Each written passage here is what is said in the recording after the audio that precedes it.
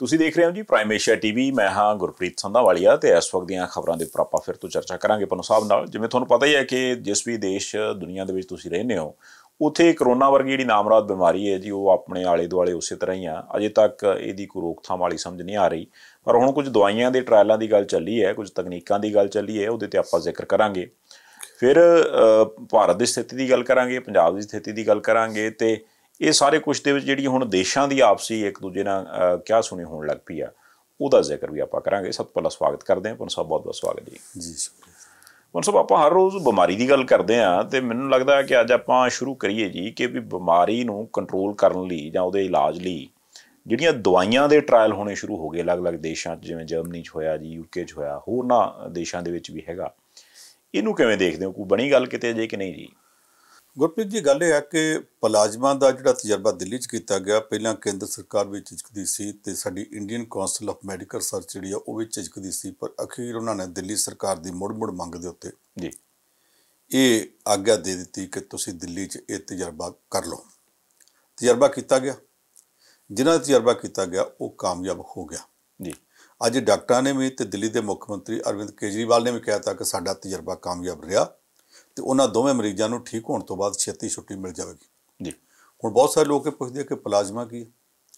Plasma ਵੀ ਅਸਲ ਵਿੱਚ blood ਹੀ ਹੈ, ਕਿਸਮ ਦਾ ਬਲੱਡ ਦੇ ਵਿੱਚੋਂ ਕੱਢਿਆ ਜਾਂਦਾ ਜੀ। ਇਹਦੇ ਵਿੱਚ ਫਰਕ ਇਹ ਆ ਕਿ ਇਹਦੇ 'ਚ 95% ਕਹਿੰਦੇ ਆ ਕਿ ਪਾਣੀ ਹੁੰਦਾ, ਬਾਕੀ ਚੀਜ਼ਾਂ ਜ਼ਿੰਦਗੀ ਦੇ ਜ਼ਰੂਰੀ ਤੱਤ ਜਿਹੜੀਆਂ ਚੀਜ਼ਾਂ ਚਾਹੀਦੀਆਂ ਨੇ ਉਹ ਸਾਰੇ ਇਹਦੇ ਵਿੱਚ ਤੱਤ ਸ਼ਾਮਲ ਹੁੰਦੇ ਨੇ। ਉਹ ਲੈ ਜਾਂਦੇ ਆ ਇੱਕ ਸਰੀਰ 'ਚੋਂ ਲੈ ਕੇ ਦੂਸਰੇ ਨੂੰ ਪਾਏ ਜਾਂਦੇ ਆ। ਪਾਏ ਇਸ ਕਰਕੇ ਜਾਂਦੇ ਆ ਤਾਂ ਕਿ ਉਹਦੇ ਅੰਦਰੋਂ ਇਮਿਊਨ ਸਿਸਟਮ ਜਿਹੜਾ ਬਿਮਾਰੀਆਂ ਨਾਲ ਲੜਨ ਦੀ ਤਾਕਤ ਆ ਉਹ ਉਸ ਮਰੀਜ਼ ਦੀ ਵੱਧ ਜਾਵੇ ਜੀ। ਆਮ ਤੌਰ 'ਤੇ ਇਹ ਥਿਊਰੀ ਬਹੁਤਾ ਨਹੀਂ ਵਰਤੀ ਜਾਂਦੀ। ਇਹ ਥੈਰੇਪੀ ਹੁਣ ਜਦੋਂ ਕਰੋਨਾ ਦੇ ਵਿੱਚ ਵਰਤਣੀ ਪਈ ਅਤੇ ਇੱਥੇ ਇਹ ਸਮਝਿਆ ਗਿਆ ਕਿ ਇੱਕ ਤਜਰਬਾ ਕਰ ਲਓ। ਜਿਹੜੇ ਮਰੀਜ਼ ਬਹੁਤ ਬੁਰੀ ਹਾਲਤ ਵਿੱਚ ਸੀ ਵੀ ਹੁਣ ਉੱਦਾਂ ਵੀ ਲੱਗਦਾ ਕਿ ਉਹਨਾਂ ਦਾ ਬਚਾਅ ਹੋਣਾ ਔਖਾ ਜੀ, ਚਲੋ ਇੱਕ ਤਜਰਬਾ ਕਰੋ। ਉਹ ਤਜਰਬਾ ਕੀਤਾ ਅਤੇ ਕਾਮਯਾਬ ਰਹਿ ਗਿਆ। ਇਹਦੇ ਵਿੱਚ ਇਹ ਵੀ ਗੱਲ ਆਈ ਹੈ ਕਿ ਜਿਹੜੇ ਮਰੀਜ਼ ਪਹਿਲਾਂ ਕਰੋਨਾ ਪੋਜ਼ੀਟਿਵ ਸੀ ਅਤੇ ਠੀਕ ਹੋ ਚੁੱਕੇ, ਉਹਨਾਂ ਤੋਂ ਪਲਾਜ਼ਮਾ ਲਿਆ ਗਿਆ ਅਤੇ ਜਿਹੜੇ ਅਜੇ ਤੱਕ ਬੈੱਡ 'ਤੇ ਪਏ ਆ, ਜਿਨ੍ਹਾਂ ਦੀ ਬਹੁਤ ਬੁਰੀ ਹਾਲਤ ਹੈ, ਉਹਨਾਂ ਨੂੰ ਚੜ੍ਹਾਇਆ ਗਿਆ।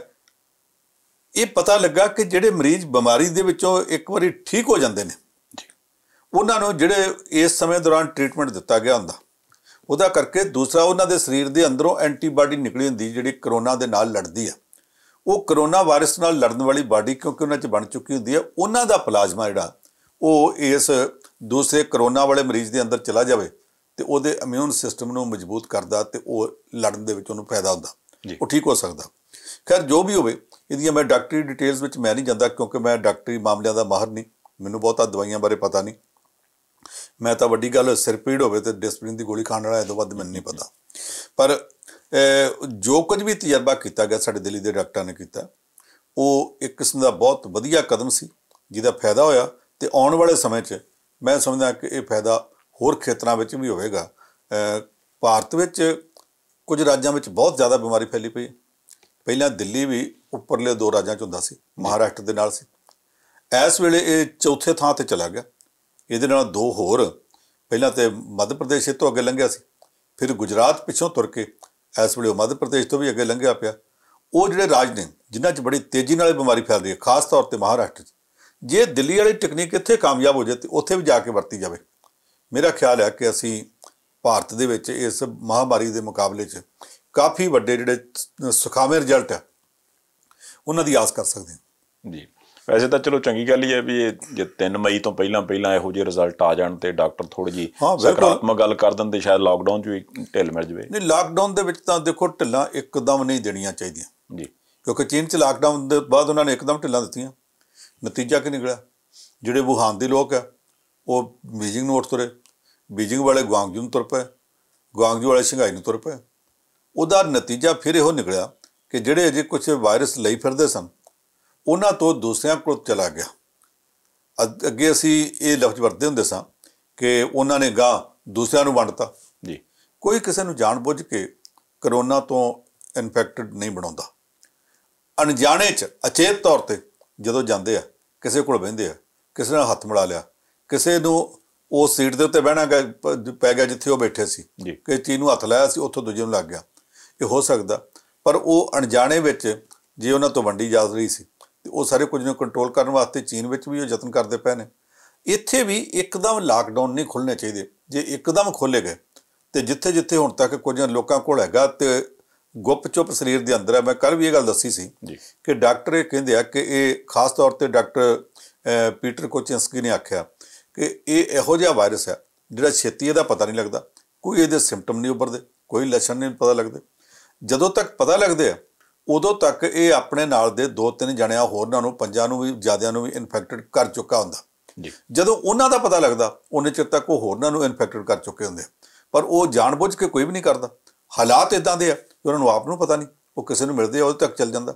इस करके लॉकडाउन वगैरह एकदम नहीं खोलने चाहिए, पर यह आस करनी चाहिए है कि 3 मई तो पहला कुछ सुखावे रिजल्ट भारत में आ जाएंगे। दूसरे देशों में वैक्सीन बनाते पे, जे साडे देश में वैक्सीन बनाने के बजाय आ प्लाजमा का सिस्टम जोड़ा ये थेरेपी कामयाब हो जाए तो वैक्सीन बनाउण उन्होंने बनती नूं 6 महीने साल ਡੀਕਣ भी कदों बनेगी कदों बाजार में आवेगी, उहदे नालों ये भारत वास्ते ज़्यादा फायदेमंद भी साबित हो सकता। जी पर साहब लॉकडाउन दी अपनी मुश्किलों ने एक आप कल भी गल करते सी कि पंजाब तो कोई जी संगत हजूर साहब च फसी है उन्होंने कढ़ण लई राजनीतिक पार्टियां आपो अपना इस वक्त जोर लाउंदियां पईयां ते हरेक बंदा क्रेडिट दौड़ च पिया। पर हुण सुन च आया कि शायद फाइनली वो गल बन गई है तो उत्थों हुण बसां संगत नूं लैके पंजाब वल नूं चल पईयां।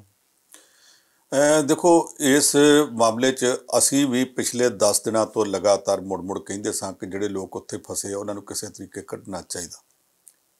केंद्र सरकार ने इंटरस्टेट लॉकडाउन किया, वो निकल नहीं सकते। असी केंद्र सरकार नूं भी कहते सां, असी पंजाब सरकार नूं भी कहते सां कुछ करो कुछ करो कुछ करो जी।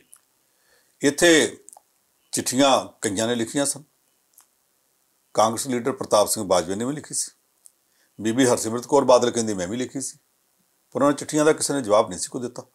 पता नहीं कित्थे फाइलों च पईयां रहियां। केंद्र में भी तो चिट्ठियां बहुत आउंदियां, उत्थे कौन पढ़ता। अखीर होया कि कैप्टन अमरिंदर सिंह ने महाराष्ट्र के मुख्यमंत्री नाल गल कीती उद्धव ठाकरे नाल कि तुसीं हुण इत्थे तुहाडे कोल बंदे बैठे आ, सानूं इस गल की आग्ञा दे दिओ कि असीं इन्हां नूं लै आईए।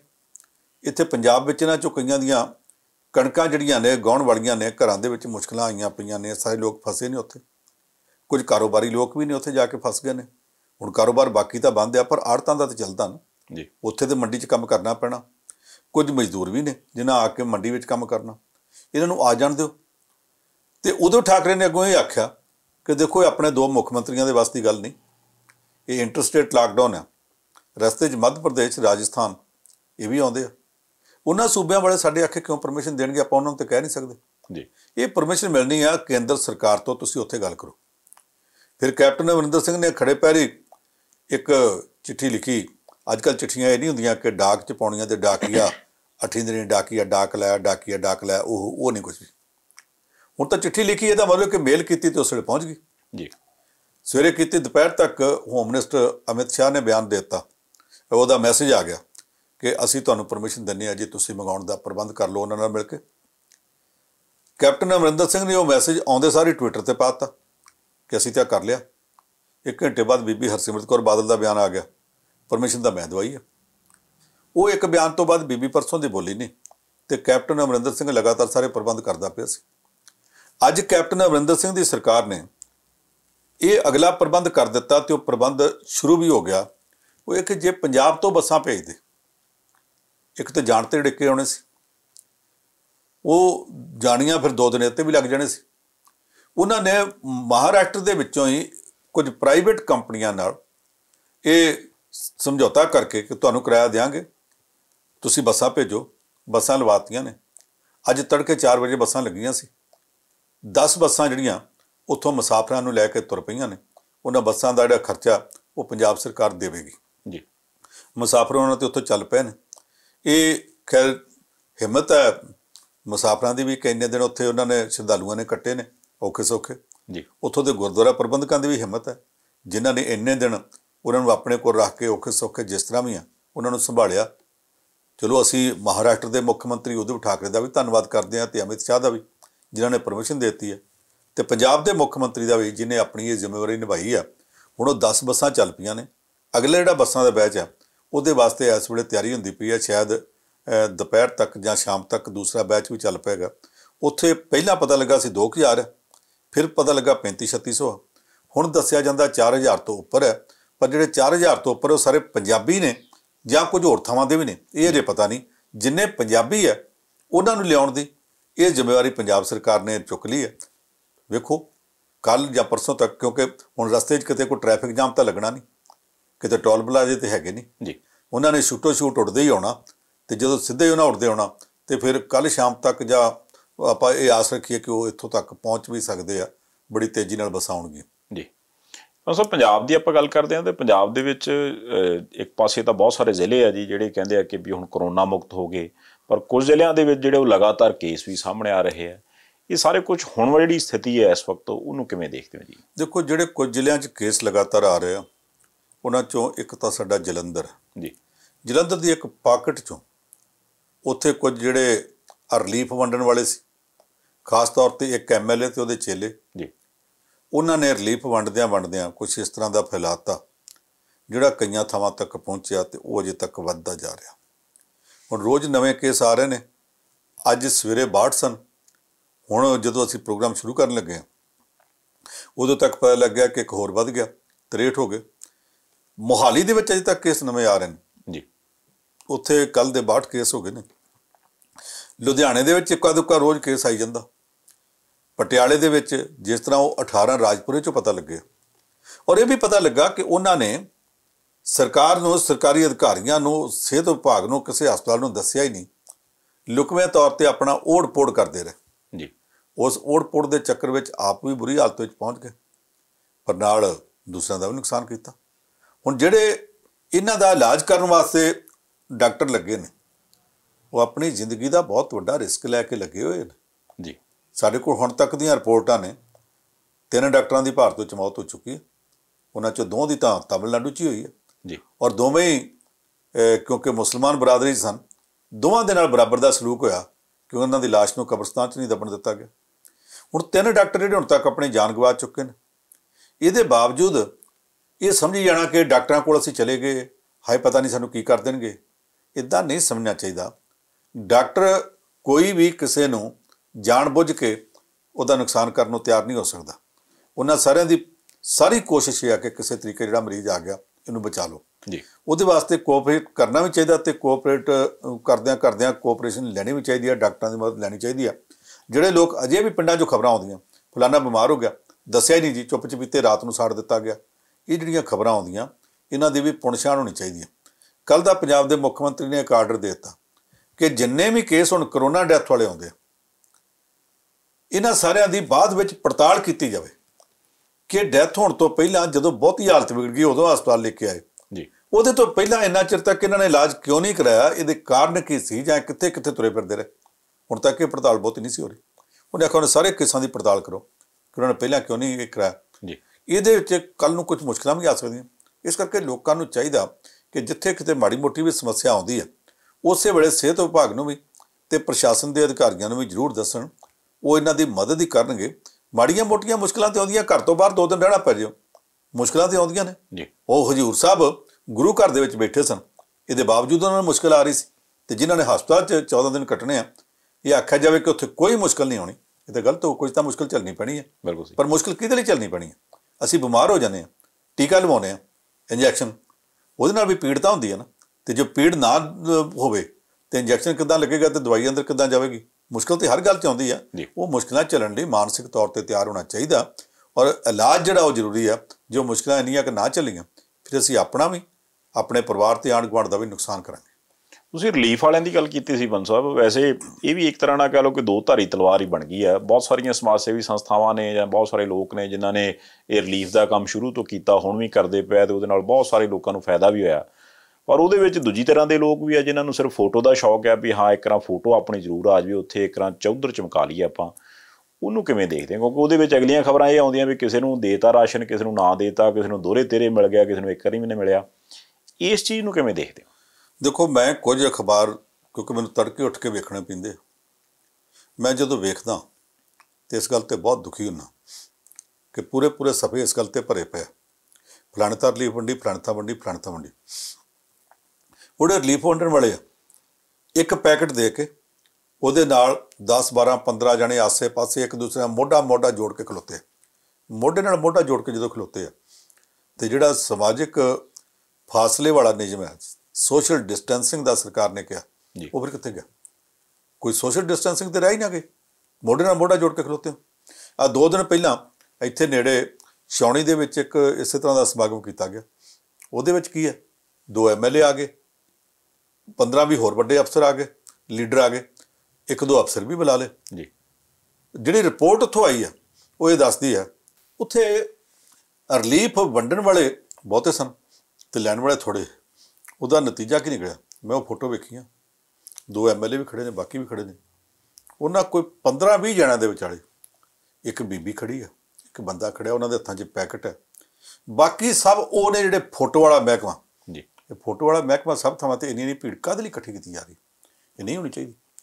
ਇਹਦੇ ਬਜਾਏ ਕੀ ਹੋਣਾ ਚਾਹੀਦਾ ਕਿ ਜੇ ਤੁਸੀਂ ਰਿਲੀਫ ਦਾ ਕੰਮ ਕਰਨਾ ਚਾਹੁੰਦੇ ਹੋ, ਸਰਕਾਰ ਦੀਆਂ ਏਜੰਸੀਆਂ, ਪੰਜਾਬ ਸਰਕਾਰ ਨੇ ਵੀ ਇੱਕ ਰਿਲੀਫ ਫੰਡ ਸ਼ੁਰੂ ਕੀਤਾ, ਤੁਸੀਂ ਉਹਦੇ 'ਚ ਪਾ ਦਿਓ ਜੀ। ਜਾਂ ਕੁਛ ਹੋਰ ਏਜੰਸੀਆਂ ਨੇ, ਕੁਝ ਮੰਦਰ ਕਮੇਟੀਆਂ ਵੀ ਰਿਲੀਫ ਵੰਡਦੀਆਂ ਪਈਆਂ, ਰਾਧਾ ਸੁਆਮੀ ਵਾਲੇ ਵੀ ਵੰਡਦੇ ਪਏ ਨੇ। ਜਿਹੜੇ ਸ਼੍ਰੋਮਣੀ ਕਮੇਟੀ ਵਾਲੇ ਆ, ਉਹਨਾਂ ਨੇ ਪਹਿਲਾਂ ਆਖਿਆ ਸੀ ਅਸੀਂ ਵੰਡਾਂਗੇ, ਵੰਡਣੀ ਸ਼ੁਰੂ ਵੀ ਕੀਤੀ, ਇਹ ਵੀ ਕਹਿਤਾ ਇੰਨੇ ਲੱਖ ਵੰਡੀ ਹੈ। ਜਦੋਂ ਫਿਰ ਪੁੱਛਿਆ ਗਿਆ, ਕਹਿੰਦੇ ਜੀ ਗੁਰੂ ਘਰ 'ਚ ਰਵਾਇਤ ਨਹੀਂ ਕਿ ਗਿਣਤੀ ਕੀਤੀ ਜਾਵੇ, ਵੰਡੀ ਆ, ਪਤਾ ਨਹੀਂ ਕਿੰਨਾਂ ਨੂੰ ਵੰਡੀ ਗਿਆ। ਮੁੜ ਕੇ ਕੁਝ ਲੋਕਾਂ ਨੇ ਇਤਰਾਜ਼ ਕਰਤਾ ਕਿ ਤੁਸੀਂ ਰਿਲੀਫ ਵੰਡਦੇ ਪਏ ਜੇ, ਗੁਰੂ ਘਰ ਦੀ ਰਵਾਇਤ ਹੈ ਕਿ ਜਿਹਨੇ ਲੰਗਰ ਛਕਣਾ ਗੁਰੂ ਘਰ ਚੱਲ ਕੇ ਆਵੇ, ਬਾਹਰ ਵੰਡਿਆ ਨਹੀਂ ਜਾ ਸਕਦਾ। ਹੁਣ ਕਹਿੰਦੇ ਜੀ ਵੰਡਣਾ ਬੰਦ ਕਰਤਾ ਕਿ ਨਹੀਂ ਕਰਤਾ, ਇਹ ਸਾਰਾ ਉਹਨਾਂ ਦਾ ਮਹਿਕਮਾ। ਜਿਹੜੇ ਲੋਕ ਆ ਰਿਲੀਫ ਵੰਡਣ ਦੇ ਨਾਂ 'ਤੇ ਫੋਟੋ ਖਿਚਾਉਂਦੇ ਫਿਰਦੇ, ਉਹਨਾਂ ਨੂੰ ਜਿਹੜੀਆਂ ਨਿਸਵਾਰਥ ਜਥੇਬੰਦੀਆਂ ਇਸ ਵੇਲੇ ਰਿਲੀਫ ਵੰਡਦੀਆਂ ਪਈਆਂ, ਉਹਨਾਂ ਤੋਂ ਸਿੱਖਣਾ ਚਾਹੀਦਾ। ਮੈਂ ਇਸ ਮਾਮਲੇ 'ਚ ਇੱਕ ਗੱਲ ਦੱਸਣੀ ਚਾਹੁੰਦਾ ਕਿ ਇਸ ਵੇਲੇ ਰਿਲੀਫ ਕਿਹਨਾਂ ਨੂੰ ਲੋੜ ਹੈ? ਉਹਨਾਂ ਨੂੰ ਜਿਹੜੇ ਸਮਾਜ ਦੇ ਬਿਲਕੁਲ ਦੱਬੇ ਕੁਚਲੇ ਆ ਨਿਤਾਣੇ ਲੋਕ ਨੇ, ਜਿਨ੍ਹਾਂ ਵਿਚਾਰਿਆਂ ਦੇ ਪੱਲੇ ਕੱਖ ਨਹੀਂ। ਮਿਸਾਲ ਦੇ ਤੌਰ 'ਤੇ ਪੰਜਾਬ ਦੇ ਇੱਕ ਵੱਡੇ ਸ਼ਹਿਰ ਦੇ ਵਿੱਚ ਇੱਕ ਪੌਸ਼ ਕਲੋਨੀ 'ਚ, ਅਮੀਰਾਂ ਦੀ ਕੋਠੀ 'ਚ ਪਿਛਲੇ ਪਾਸੇ ਇੱਕ ਕਮਰਾ ਉਹਨਾਂ ਆਪਣੇ ਨੌਕਰ ਵਾਸਤੇ ਬਣਾਇਆ ਸੀ। ਹੁਣ ਨੌਕਰ ਛੱਡ ਗਿਆ, ਉੱਥੇ ਪਿਛਲੇ 2-3 ਸਾਲਾਂ ਤੋਂ ਧੋਬੀ ਰਹਿੰਦਾ ਸੀ। ਧੋਬੀ ਉਸ ਕਲੋਨੀ ਦੇ ਸਾਰੇ ਲੋਕਾਂ ਦੇ ਕੱਪੜੇ ਪ੍ਰੈਸ ਕਰਦਾ ਸੀ। ਸਰਕਾਰ ਨੇ ਜਿਸ ਦਿਨ ਦਾ ਆਖਿਆ ਕਿ ਕਰੋਨਾ ਵਾਇਰਸ ਇੱਕ ਦੂਜੇ ਲੱਗ ਨਾ ਜਾਓ, ਲੋਕਾਂ ਨੇ ਕੱਪੜੇ ਪ੍ਰੈਸ ਕਰਾਉਣੇ ਵੀ ਛੱਡਤੇ। ਧੋਬੀ ਦੇ ਪਿਛਲੇ ਪੈਸੇ ਵੀ ਸਾਰੇ ਮਾਰ ਲਏ। ਜੇ ਕੱਲ੍ਹ ਨੂੰ ਠੀਕ ਹੋ ਗਏ ਤੇ ਦੇ ਵੀ ਦੇਣਗੇ, ਨਾ ਹੋਏ ਤੇ ਉਹਨਾਂ ਚਿਰ ਤੇ ਉਹਨੂੰ ਕੱਖ ਨਹੀਂ ਮਿਲਣਾ। ਉਹ ਵਿਚਾਰਾ 4-5 ਥਾਵਾਂ 'ਤੇ ਗਿਆ, ਹੁਣ ਸਾਰੇ ਆਖਣ ਤੇਰਾ ਤੇ ਰਾਸ਼ਨ ਕਾਰਡ 'ਤੇ ਨਾਂ ਨਹੀਂ, ਤੈਨੂੰ ਰਿਲੀਫ ਨਹੀਂ ਦਿੱਤੀ ਜਾ ਸਕਦੀ। ਇੱਦਾਂ ਦੇ ਬਹੁਤ ਲੋਕ ਆ ਜਿਨ੍ਹਾਂ ਨੂੰ ਰਿਲੀਫ ਦੀ ਲੋੜ ਹੈ ਜੀ, ਸੱਚੀ ਮੁੱਚੀ ਭੁੱਖ ਨਾਲ ਲੜਦੇ ਪਏ। ਇਹਦੇ 'ਚ ਮੈਨੂੰ ਇੱਕ ਕਹਾਣੀ ਯਾਦ ਆਉਂਦੀ ਆ 1935 ਦੀ। ਇੱਥੇ ਸਾਡੇ ਮਰਚੈਂਟ ਨੇਵੀ 'ਚ ਕੈਪਟਨ ਸਰਬਜੀਤ ਢਿੱਲੋਂ, ਉਹਨਾਂ ਨੇ ਮੇਰੇ ਤੱਕ ਪਹੁੰਚਾਈ ਸੀ ਜੀ। ਉਹ 1935 'ਚ ਜਿਹੜਾ ਨਿਊਯਾਰਕ, ਜਿੱਥੇ ਸਭ ਤੋਂ ਵੱਧ ਮੌਤਾਂ ਹੋ ਰਹੀਆਂ, ਇਸ ਨਿਊਯਾਰਕ ਦਾ ਇੱਕ ਮੇਅਰ ਹੁੰਦਾ ਸੀ ਮਿਸਟਰ ਗਾਰਡਲੀ। ਉਹਦੇ ਕੋਲ ਕੇਸ ਆਇਆ ਕਿ ਇੱਕ ਬਜ਼ੁਰਗ ਔਰਤ ਹੈ ਜਿਹੜੀ ਕਿਸੇ ਗਰੋਸਰੀ ਸ਼ਾਪ ਤੋਂ ਬ੍ਰੈਡ ਚੋਰੀ ਕਰਦੀ ਫੜੀ ਗਈ ਜੀ। ਉਹਨੂੰ ਸੱਦਿਆ ਗਿਆ, ਅਦਾਲਤ ਲੱਗੀ। ਉਸ ਦਿਨ ਅਦਾਲਤ ਦੇ ਜੱਜ ਦੇ ਤੌਰ 'ਤੇ ਡਿਊਟੀ ਮੇਅਰ ਦੀ ਆਪਣੀ ਸੀ। ਉਹਨਾਂ ਨੇ ਉਹਨੂੰ ਪੁੱਛਿਆ ਵੀ ਤੂੰ ਬ੍ਰੈਡ ਚੋਰੀ ਕੀਤੀ ਹੈ? ਅਤੇ ਉਹ ਮਾਈ ਕਹਿੰਦੀ ਹਾਂ ਮੈਂ ਕੀਤੀ ਆ। ਕਹਿੰਦੇ ਕਿਉਂ ਕੀਤੀ? ਤੈਨੂੰ ਭੁੱਖ ਲੱਗੀ ਸੀ? ਕਹਿੰਦੀ ਬਿਲਕੁਲ ਮੈਨੂੰ ਭੁੱਖ ਲੱਗੀ ਸੀ, ਪਰ ਬ੍ਰੈਡ ਮੈਂ ਆਪਣੇ ਵਾਸਤੇ ਚੋਰੀ ਨਹੀਂ ਕੀਤੀ। ਅਸਲ ਗੱਲ ਇਹ ਆ ਕਿ ਜਵਾਈ ਛੱਡ ਗਿਆ, ਧੀ ਮੇਰੀ ਬਿਮਾਰ ਪਈ ਮੰਜੇ 'ਤੇ, ਛੋਟੇ ਛੋਟੇ ਬੱਚੇ ਆ, ਉਹਨਾਂ ਨੇ ਪਿਛਲੇ 2 ਦਿਨਾਂ ਤੋਂ ਕੱਖ ਨਹੀਂ ਖਾਧਾ, ਭੁੱਖੇ ਸੀ। ਮੈਂ ਆਪਣੀ ਭੁੱਖ ਜਰ ਸਕਦੀ ਹਾਂ, ਉਹਨਾਂ ਦਾ ਰੋਣਾ ਮੇਰੇ ਤੋਂ ਨਹੀਂ ਜਰਿਆ ਗਿਆ ਜੀ। ਉਹ ਕਹਿੰਦੇ ਤੈਨੂੰ ਫਿਰ $10 ਜੁਰਮਾਨਾ ਕੀਤਾ ਜਾਂਦਾ ਜਾਂ ਤੈਨੂੰ ਜੇਲ੍ਹ ਦੀ ਸਜ਼ਾ ਹੋਵੇਗੀ। ਮੁਆਫੀ ਕਿਸੇ ਨੂੰ ਨਹੀਂ ਦਿੱਤੀ ਜਾ ਸਕਦੀ, ਤੂੰ ਦੱਸ ਦੇਵਾਂ ਚੁੱਕੀ ਕੀਤਾ ਜਾਵੇ। ਕਹਿੰਦੀ ਜੀ ਜੇ ਮੇਰੇ ਕੋਲ $10 ਹੁੰਦੇ ਤਾਂ ਮੈਂ ਬ੍ਰੈਡ ਚੋਰੀ ਕਿਉਂ ਕਰਦੀ? ਉਦੋਂ ਬ੍ਰੈਡ ਜਿਹੜੀ ਸੀ ਉਹ ਹੁਣ ਵਾਂਗ $2 ਦੀ ਸੀ ਆਉਂਦੀ, ਉਦੋਂ ਬ੍ਰੈਡ ਮਸਾਂ ਹੀ 20-25 ਸੈਂਟ ਦੀ ਆਉਂਦੀ ਹੁੰਦੀ ਸੀ ਜੀ। ਉਹਨੇ ਆਖਿਆ ਵੀ ਹੁਣ ਤੈਨੂੰ ਕੀ ਕੀਤਾ ਜਾਵੇ? ਉਹ ਕਹਿੰਦੀ ਮੈਨੂੰ ਤੁਸੀਂ ਜੇਲ੍ਹ ਭੇਜ ਦਿਓ, ਮੇਰੇ ਕੋਲ ਪੈਸੇ ਨਹੀਂ, ਜੇ $10 ਹੁੰਦੇ ਤਾਂ ਮੈਂ ਬ੍ਰੈਡ ਚੋਰੀ ਕਿਉਂ ਕਰਦੀ? ਪਰ ਮੈਨੂੰ ਇੱਕ ਗੱਲ ਦੀ ਚਿੰਤਾ ਰਹੂਗੀ, ਉਹ ਇਹ ਕਿ ਮੈਂ ਜੇਲ੍ਹ ਚਲ ਜਾਊਂ, ਜਿਹੜੇ ਬੱਚਿਆਂ ਵਾਸਤੇ ਮੈਂ ਬ੍ਰੈਡ ਚੋਰੀ ਕਰਨ ਗਈ ਸੀ ਉਹਨਾਂ ਦਾ ਕੀ ਬਣੇਗਾ?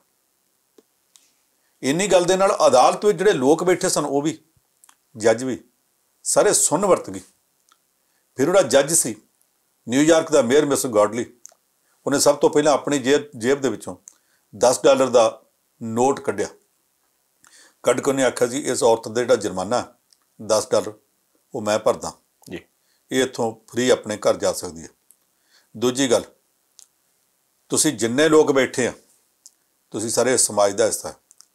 ਜਿਹੜੇ ਸਮਾਜ ਨੇ ਇਸ ਬੀਬੀ ਨੂੰ ਇੰਨੀ ਕਮਜ਼ੋਰ ਕਰ ਦਿੱਤਾ ਕਿ ਆਪਣੇ 2 ਬੱਚਿਆਂ ਦਾ ਪੇਟ ਨਹੀਂ ਪਾਲ ਸਕਦੀ, ਇਹਦੇ ਗ੍ਰੈਂਡ ਚਿਲਡਰਨ ਨੇ, ਉਹਨਾਂ ਦੀ ਖਾਤਰ ਇਹਨੂੰ ਚੋਰੀ ਕਰਨੀ ਪਈ। ਸਮਾਜ ਦਾ ਜ਼ਿੰਮੇਵਾਰ ਨਹੀਂ ਕਿ ਇਸ ਕ੍ਰਾਈਮ ਦੀ ਜ਼ਿੰਮੇਵਾਰ ਇਕੱਲੀ ਇਹ ਆ। ਇਸ ਕਰਕੇ ਜਿੰਨੇ ਤੁਸੀਂ ਇੱਥੇ ਬੈਠੇ ਆ ਤੁਹਾਨੂੰ ਸਾਰਿਆਂ ਨੂੰ ਮੈਂ ਹੁਕਮ ਦਿੰਦਾ 50-50 ਸੈਂਟ ਅੱਧਾ ਡਾਲਰ ਜੀ, ਤੁਸੀਂ ਸਾਰੇ ਹੁਣੇ ਜੁਰਮਾਨਾ ਭਰੋ। ਅਦਾਲਤ ਦੇ ਬੈਲੀਫ ਨੂੰ ਆਖਿਆ ਹੁਣੇ ਇਹਨਾਂ ਸਾਰਿਆਂ ਤੋਂ ਕਲੈਕਟ ਕਰ, ਉਹਨਾਂ ਸਾਰਿਆਂ ਨੂੰ ਆਖਿਆ ਦਿਓ। ਔਰ ਨਾਲ ਆਖਿਆ ਜਿਹੜੀ ਗ੍ਰਾਸਰੀ ਸ਼ਾਪ ਤੋਂ ਜਾ ਕੇ ਨੇ ਬ੍ਰੈਡ ਚੋਰੀ ਕੀਤੀ ਸੀ ਉਹ ਵੀ ਇਹ ਸਮਾਜ ਦਾ ਹਿੱਸਾ, ਉਹ ਸਿਰਫ ਕਮਾਈ ਕਰਨ ਵਾਸਤੇ ਨਹੀਂਗਾ। ਇਹ ਸਮਾਜ ਦੇ ਵਿੱਚ ਆਹ ਹਾਲਤ ਬਣੀ ਆ, ਇਹ 50 ਸੈਂਟ ਉਹਦੇ ਤੋਂ ਵੀ ਚਾਰਜ ਕੀਤੇ ਜਾਣ। ਔਰ ਜਿੰਨੇ ਲੋਕ ਉੱਥੇ ਸਨ ਉਹਨਾਂ ਨੇ ਤਾੜੀਆਂ ਮਾਰ ਕੇ 50-50 ਸੈਂਟ ਇਕੱਠੇ ਕੀਤੇ ਉਸ ਬੀਬੀ ਦੀ ਮਦਦ ਕਰਨ ਵਾਸਤੇ। ਜਦੋਂ ਉਹ ਆਈ ਸੀ ਇੱਕ ਚੋਰਨੀ ਦੇ ਤੌਰ 'ਤੇ ਆਈ ਸੀ ਜੀ, ਜਾਂ ਉਹਨੂੰ ਜੇਲ੍ਹ ਭੁਗਤਣੀ ਪੈਣੀ ਸੀ ਜਾਂ $10 ਜੁਰਮਾਨਾ ਭਰਨਾ ਪੈਣਾ ਸੀ। ਜਦੋਂ ਅਦਾਲਤ ਵਿੱਚੋਂ ਗਈ ਉਹਦੀ ਜੇਬ ਦੇ ਵਿੱਚ $47 ਸਨ, ਜਿਹਦੇ ਨਾਲ ਉਹ ਆਪਣਾ 1 ਮਹੀਨਾ ਔਖੇ ਸੌਖੇ ਗੁਜ਼ਾਰਾ ਕਰ ਸਕਦੀ ਸੀ। ਜਿਹੜੇ ਲੋਕ ਜਿਨ੍ਹਾਂ ਕਰਨਾ ਹੁੰਦਾ, ਚੈਰਿਟੀ ਬਿਗਨਸ ਐਟ ਹੋਮ, ਜਿਹਨੇ ਦਾਨ ਕਰਨਾ, ਕੋਈ ਨੇਕੀ ਦਾ ਕੰਮ ਕਰਨਾ, ਆਪਣੇ ਘਰ ਤੋਂ ਸ਼ੁਰੂ ਕਰੇ ਜੀ। ਆ ਜਿੰਨੇ ਲੀਡਰ ਨੇ ਇਹਨਾਂ 'ਚੋਂ ਕੋਈ ਇਹ ਦੱਸੇ ਕਿ ਉਹਨੇ ਆਪਣੇ ਪੱਲਿਓਂ ਦਾਨ ਵਾਸਤੇ ਕੀ ਦਿੱਤਾ। ਇਹਨਾਂ 'ਚੋਂ ਕਿਹੜਾ ਲੀਡਰ ਆ ਜਿਹਦੇ ਘਰ 'ਚ ਕੱਕੀ ਕੀੜੀ ਪਈ ਉਹਦੇ ਘਰ 'ਚ ਕੋਈ ਖਾਣ ਨੂੰ ਨਹੀਂਗਾ। ਮਰੱਬਿਆਂ ਦੇ ਮਾਲਕ ਨੇ ਇਹਨਾਂ 'ਚੋਂ ਬਹੁਤ ਸਾਰੇ, ਤੇ ਉਹ ਵੀ ਆ ਜਿਨ੍ਹਾਂ ਨੇ ਜਾਇਜ਼ ਨਜਾਇਜ਼ ਕਬਜ਼ੇ ਕੀਤੇ, ਉਹ ਵੀ ਆ ਜਿਹੜੇ ਸਕੈਂਡਲਾਂ 'ਚ ਪੈ ਰਹੇ। ਪੈਸੇ ਦੀ ਕਮੀ ਕੋਈ ਨਹੀਂ। ਜਿਹੜਾ ਲੀਡਰ ਇਸ ਸਮਾਜ ਦੀ ਹਾਲਤ ਵਾਸਤੇ ਆਪਣੇ ਆਪ ਨੂੰ ਜ਼ਿੰਮੇਵਾਰ ਨਹੀਂ ਸਮਝਦਾ ਔਰ ਇਸ ਸੰਕਟ ਦੇ ਸਮੇਂ ਵਿੱਚ ਆਪਣੀ ਜੇਬ 'ਚੋਂ $100 ਕੱਢ ਕੇ ਦੇਣ ਨੂੰ ਤਿਆਰ ਨਹੀਂ, ਲੋਕਾਂ ਤੋਂ ਇਕੱਠੇ ਕਰੇ ਕੋਲ ਖਲੋ ਕੇ ਜਾ ਕੇ ਸਿਰਫ ਫੋਟੋ ਖਿਚਾਉਂਦਾ, ਸ਼ਰਮ ਨਾਲ ਡੁੱਬ ਮਰਨਾ ਚਾਹੀਦਾ ਉਹ ਲੀਡਰ ਨੂੰ।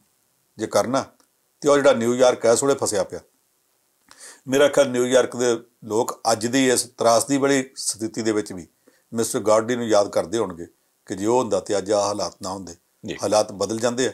ਸੋ ਜਿਹੜੇ ਆ ਫੋਟੋ ਖਿਚਾਉਣ ਵਾਲੇ ਆ ਉਹਨਾਂ ਨੂੰ ਮੈਂ ਕਹੂੰਗਾ ਸਿੱਖਣਾ ਤੇ ਕਿਤੋਂ ਸਿੱਖਿਓ। ਇੱਕ ਪੰਨੂ ਸਾਹਿਬ, ਵੈਸੇ ਕੱਲ੍ਹ ਦੀ ਗੱਲ ਮੇਰੇ ਦਿਮਾਗ 'ਚ ਘੁੰਮੀ ਜਾਂਦੀ ਸੀ, ਪਰ ਉਸ ਤੋਂ ਬਾਅਦ ਉਹ ਫੈਸਲਾ ਆ ਗਿਆ ਤੇ ਹੁਣ ਲੱਗਦਾ ਵੀ ਚਲੋ ਸ਼ਾਇਦ ਸਹੀ ਆ ਗਿਆ। ਉਹ ਆਪਾਂ ਸ਼ਾਇਦ ਵਾਹਵਾ ਦਿਨ ਪਹਿਲਾਂ ਵੀ ਗੱਲ ਕੀਤੀ ਸੀ, ਉਹਦਾ ਹਾਸੇ ਮਜ਼ਾਕ ਸੀ, ਜਿੱਦਾਂ ਕਿ ਸ਼ਰਾਬੀ ਨੇ ਕਿਹਾ ਸੀ ਵੀ ਜੇ ਬਾਕੀ ਸਾਰੀਆਂ ਚੀਜ਼ਾਂ ਮਿਲਦੀਆਂ ਤਾਂ ਸ਼ਰਾਬ ਕਿਉਂ ਨਹੀਂ ਮਿਲਦੀ ਜੀ। ਵੀ ਪੰਜਾਬ ਸਰਕਾਰ ਨੇ ਚਿੱਠੀ ਲਿਖੀ ਜੀ ਵੀ ਠੇਕੇ ਖੋਲ੍ਹਣ ਦੀ ਇਜਾਜ਼ਤ ਦਿੱਤੀ ਜਾਵੇ। ਮੇਰੇ ਦਿਮਾਗ 'ਚ ਆਉਂਦਾ ਸੀ ਵੀ ਠੇਕੇ ਖੁਣੋਂ ਬਹੁਤ ਮਤਲਬ ਬਾਹਾਂ ਆਕੜੀਆਂ ਵੀ ਉਹ ਖੁੱਲ੍ਹਣੇ ਚਾਹੀਦੇ ਆ। ਫਿਰ ਮੇਰੇ ਦਿਮਾਗ 'ਚ ਵੈਸੇ ਹੀ ਸੀ, ਮੈਨੂੰ ਵੀ ਅਸੀਂ ਵੀ ਠੇਕਾ ਕਿਹੜਾ ਆਮ ਮਾਤੜ ਬੰਦੇ ਦਾ, ਤਗੜੇ ਬੰਦੇ ਨੇ, ਉਹਨਾਂ ਨੂੰ ਹੋਣਾ ਵੀ ਚਲੋ ਕਾਰੋਬਾਰ ਤਾਂ ਚੱਲਣਾ ਚਾਹੀਦਾ, ਸ਼ਾਇਦ ਚੱਲ ਪਵੇ। ਪਰ ਉਹ ਇਜਾਜ਼ਤ ਕੱਲ੍ਹ ਦੀ ਮਿਲੀ ਨਹੀਂ। ਤੁਸੀਂ ਇਹਨੂੰ ਕਿਵੇਂ ਦੇਖਦੇ ਹੋ? ਦੇਖੋ, ਇਜਾਜ਼ਤ ਮਿਲੀ ਨਹੀਂ। ਜਿਹੜੇ ਪੀਣ ਵਾਲੇ ਉਹ ਕਹਿੰਦੇ ਜ਼ਰੂਰ ਦੇਣੀ ਚਾਹੀਦੀ ਆ, ਜਿਹੜੇ ਨਹੀਂ ਪੀਣ ਵਾਲੇ ਉਹ ਕਦੇ ਬਿਲਕੁਲ ਨਹੀਂ ਦੇਣੀ ਚਾਹੀਦੀ। ਸਰਕਾਰ ਦਾ ਇੱਕ ਆਪਣਾ ਪੱਖ ਜੀ। ਸਰਕਾਰ ਕਹਿੰਦੀ ਹੈ ਕਿ ਸਾਡੇ ਕੋਲ ਪੈਸੇ ਦੀ ਕਮੀ ਆ। ਕੇਂਦਰ ਸਰਕਾਰ ਅਜੇ ਤੱਕ 4400 ਕਰੋੜ ਤੋਂ ਵੱਧ GST ਦਾ ਹਿੱਸਾ ਵੀ ਪੰਜਾਬ ਸਰਕਾਰ ਦਾ ਰੋਕ ਕੇ ਬੈਠੀ ਹੈ ਜੀ। ਇਸ ਸਥਿਤੀ ਵਿੱਚ ਸਰਕਾਰ ਕੰਮ ਕਿੱਦਾਂ ਚਲਾਵੇ? ਅੱਗੇ 31 ਮਾਰਚ ਤੋਂ ਪਹਿਲਾਂ ਠੇਕਿਆਂ ਦੀ ਨਿਲਾਮੀ ਹੋ ਜਾਂਦੀ ਸੀ, ਨਵੇਂ ਠੇਕੇ ਆ ਜਾਂਦੇ ਸੀ। ਹੁਣ ਨੂੰ ਕੋਈ 500-700 ਕਰੋੜ ਪੰਜਾਬ ਸਰਕਾਰ ਨੂੰ ਇਕੱਠਾ ਹੋ ਜਾਣਾ ਸੀ, ਉਹਦੇ ਨਾਲ ਆਪਣਾ ਕੰਮ ਚਲਾ ਸਕਦੇ ਸੀ, ਮੋਟੀ ਕਮਾਈ ਸੀ, ਥੋੜ੍ਹਾ ਬਹੁਤ ਸਾਹ ਸੌਖਾ ਹੁੰਦਾ ਸੀ।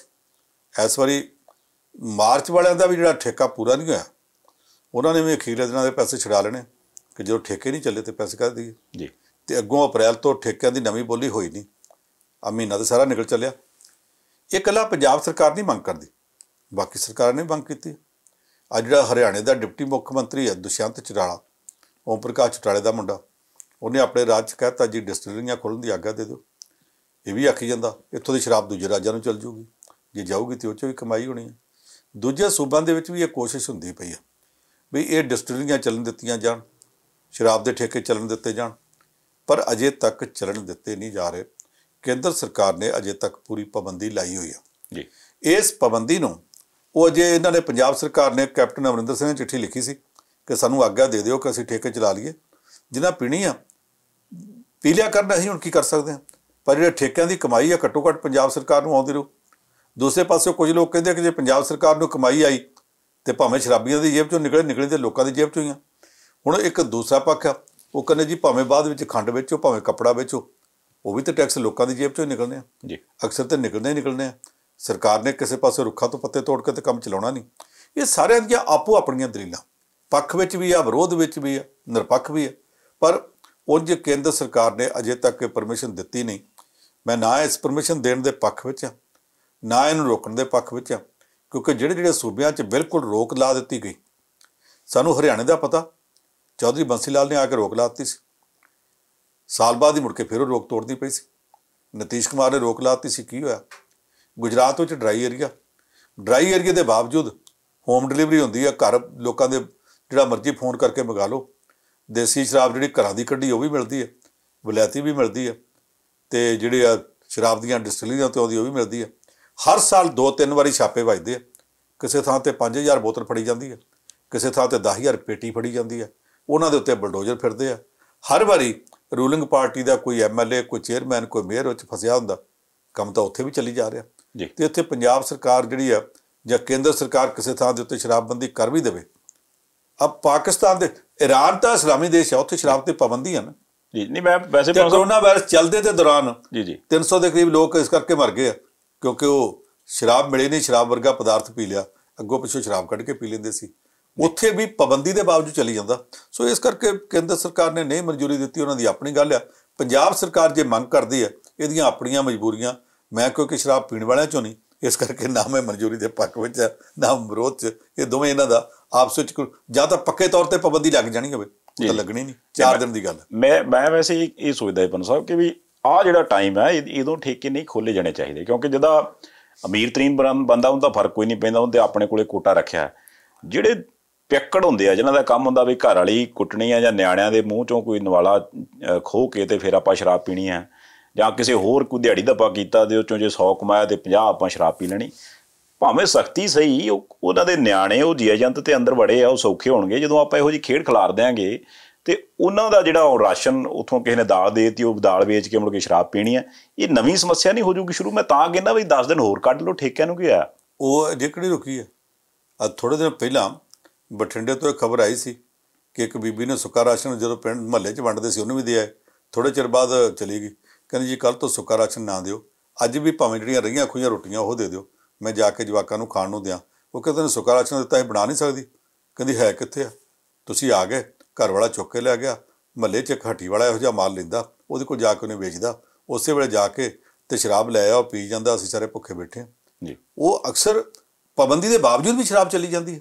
ਅੱਜ ਜਿੰਨੇ ਠੇਕੇਦਾਰ ਲੈ ਗਏ ਪੀਣ ਵਾਲੇ ਨੇ, ਵੱਡੀਆਂ ਕੋਠੀਆਂ ਵਿੱਚ ਵੀ ਨੇ, ਇਹਨਾਂ ਚੁੱਕੀ ਦੇ ਘਰ ਸ਼ਰਾਬ ਨਹੀਂ, ਖੁੱਲ੍ਹੇ ਤੌਰ 'ਤੇ ਉਹਨਾਂ ਕੋਲ ਜਾਣ ਡਈ। ਫਰਕ ਸਿਰਫ ਇਹ ਆ ਕਿ ਠੇਕਿਆਂ ਦੇ ਰਹਿ ਨਹੀਂ ਜਾਂਦੀ, ਉੱਦਾਂ ਜਾਂਦੀ ਪਈ ਹੈ। ਅਸੀਂ ਇੱਕ ਵਾਰੀ ਇੱਥੇ ਇਲੈਕਸ਼ਨ ਹੁੰਦੀ ਪਈ ਸੀ, ਅਤੇ ਇਲੈਕਸ਼ਨ ਦੇ ਵਿੱਚ ਜਾਂਦਿਆਂ ਸਾਨੂੰ ਰਸਤੇ 'ਚ ਅਬਜ਼ਰਵਰ ਮਿਲ ਪਿਆ। ਉਹਦੇ ਨਾਲ 2 ਮਿੰਟ ਗੱਲ ਕਰਨ ਲੱਗ ਪਏ। ਇੱਕ ਕਰਨਲ ਸਾਹਿਬ ਆ ਗਏ, ਰਿਟਾਇਰਡ ਕਰਨਲ ਸਾਹਿਬ ਜੀ। ਉਹਨਾਂ ਨੇ ਆ ਕੇ ਵੇਖਿਆ ਅਬਜ਼ਰਵਰ ਦੀ ਚਿੱਠੀ ਲੱਗੀ ਆ, ਚਿੱਠ ਲੱਗੀ ਹੈ ਗੱਡੀ 'ਤੇ, ਅਤੇ ਉਹਨਾਂ ਨੇ ਮੈਨੂੰ ਅਬਜ਼ਰਵਰ ਸਮਝ ਲਿਆ। ਕਹਿੰਦੇ ਜੀ ਤੁਸੀਂ ਇਲੈਕਸ਼ਨ ਅਬਜ਼ਰਵਰ ਜੇ? ਮੈਂ ਕਿਹਾ ਮੈਂ ਨਹੀਂ, ਆ ਨੇ, ਮੈਂ ਤਾਂ ਪੱਤਰਕਾਰ ਹਾਂ। ਅਤੇ ਉਹ ਕਹਿੰਦੇ ਜੀ ਮੇਰੀ ਸ਼ਿਕਾਇਤ ਨੋਟ ਕਰੋ। ਹੈ ਕਿਉਂ?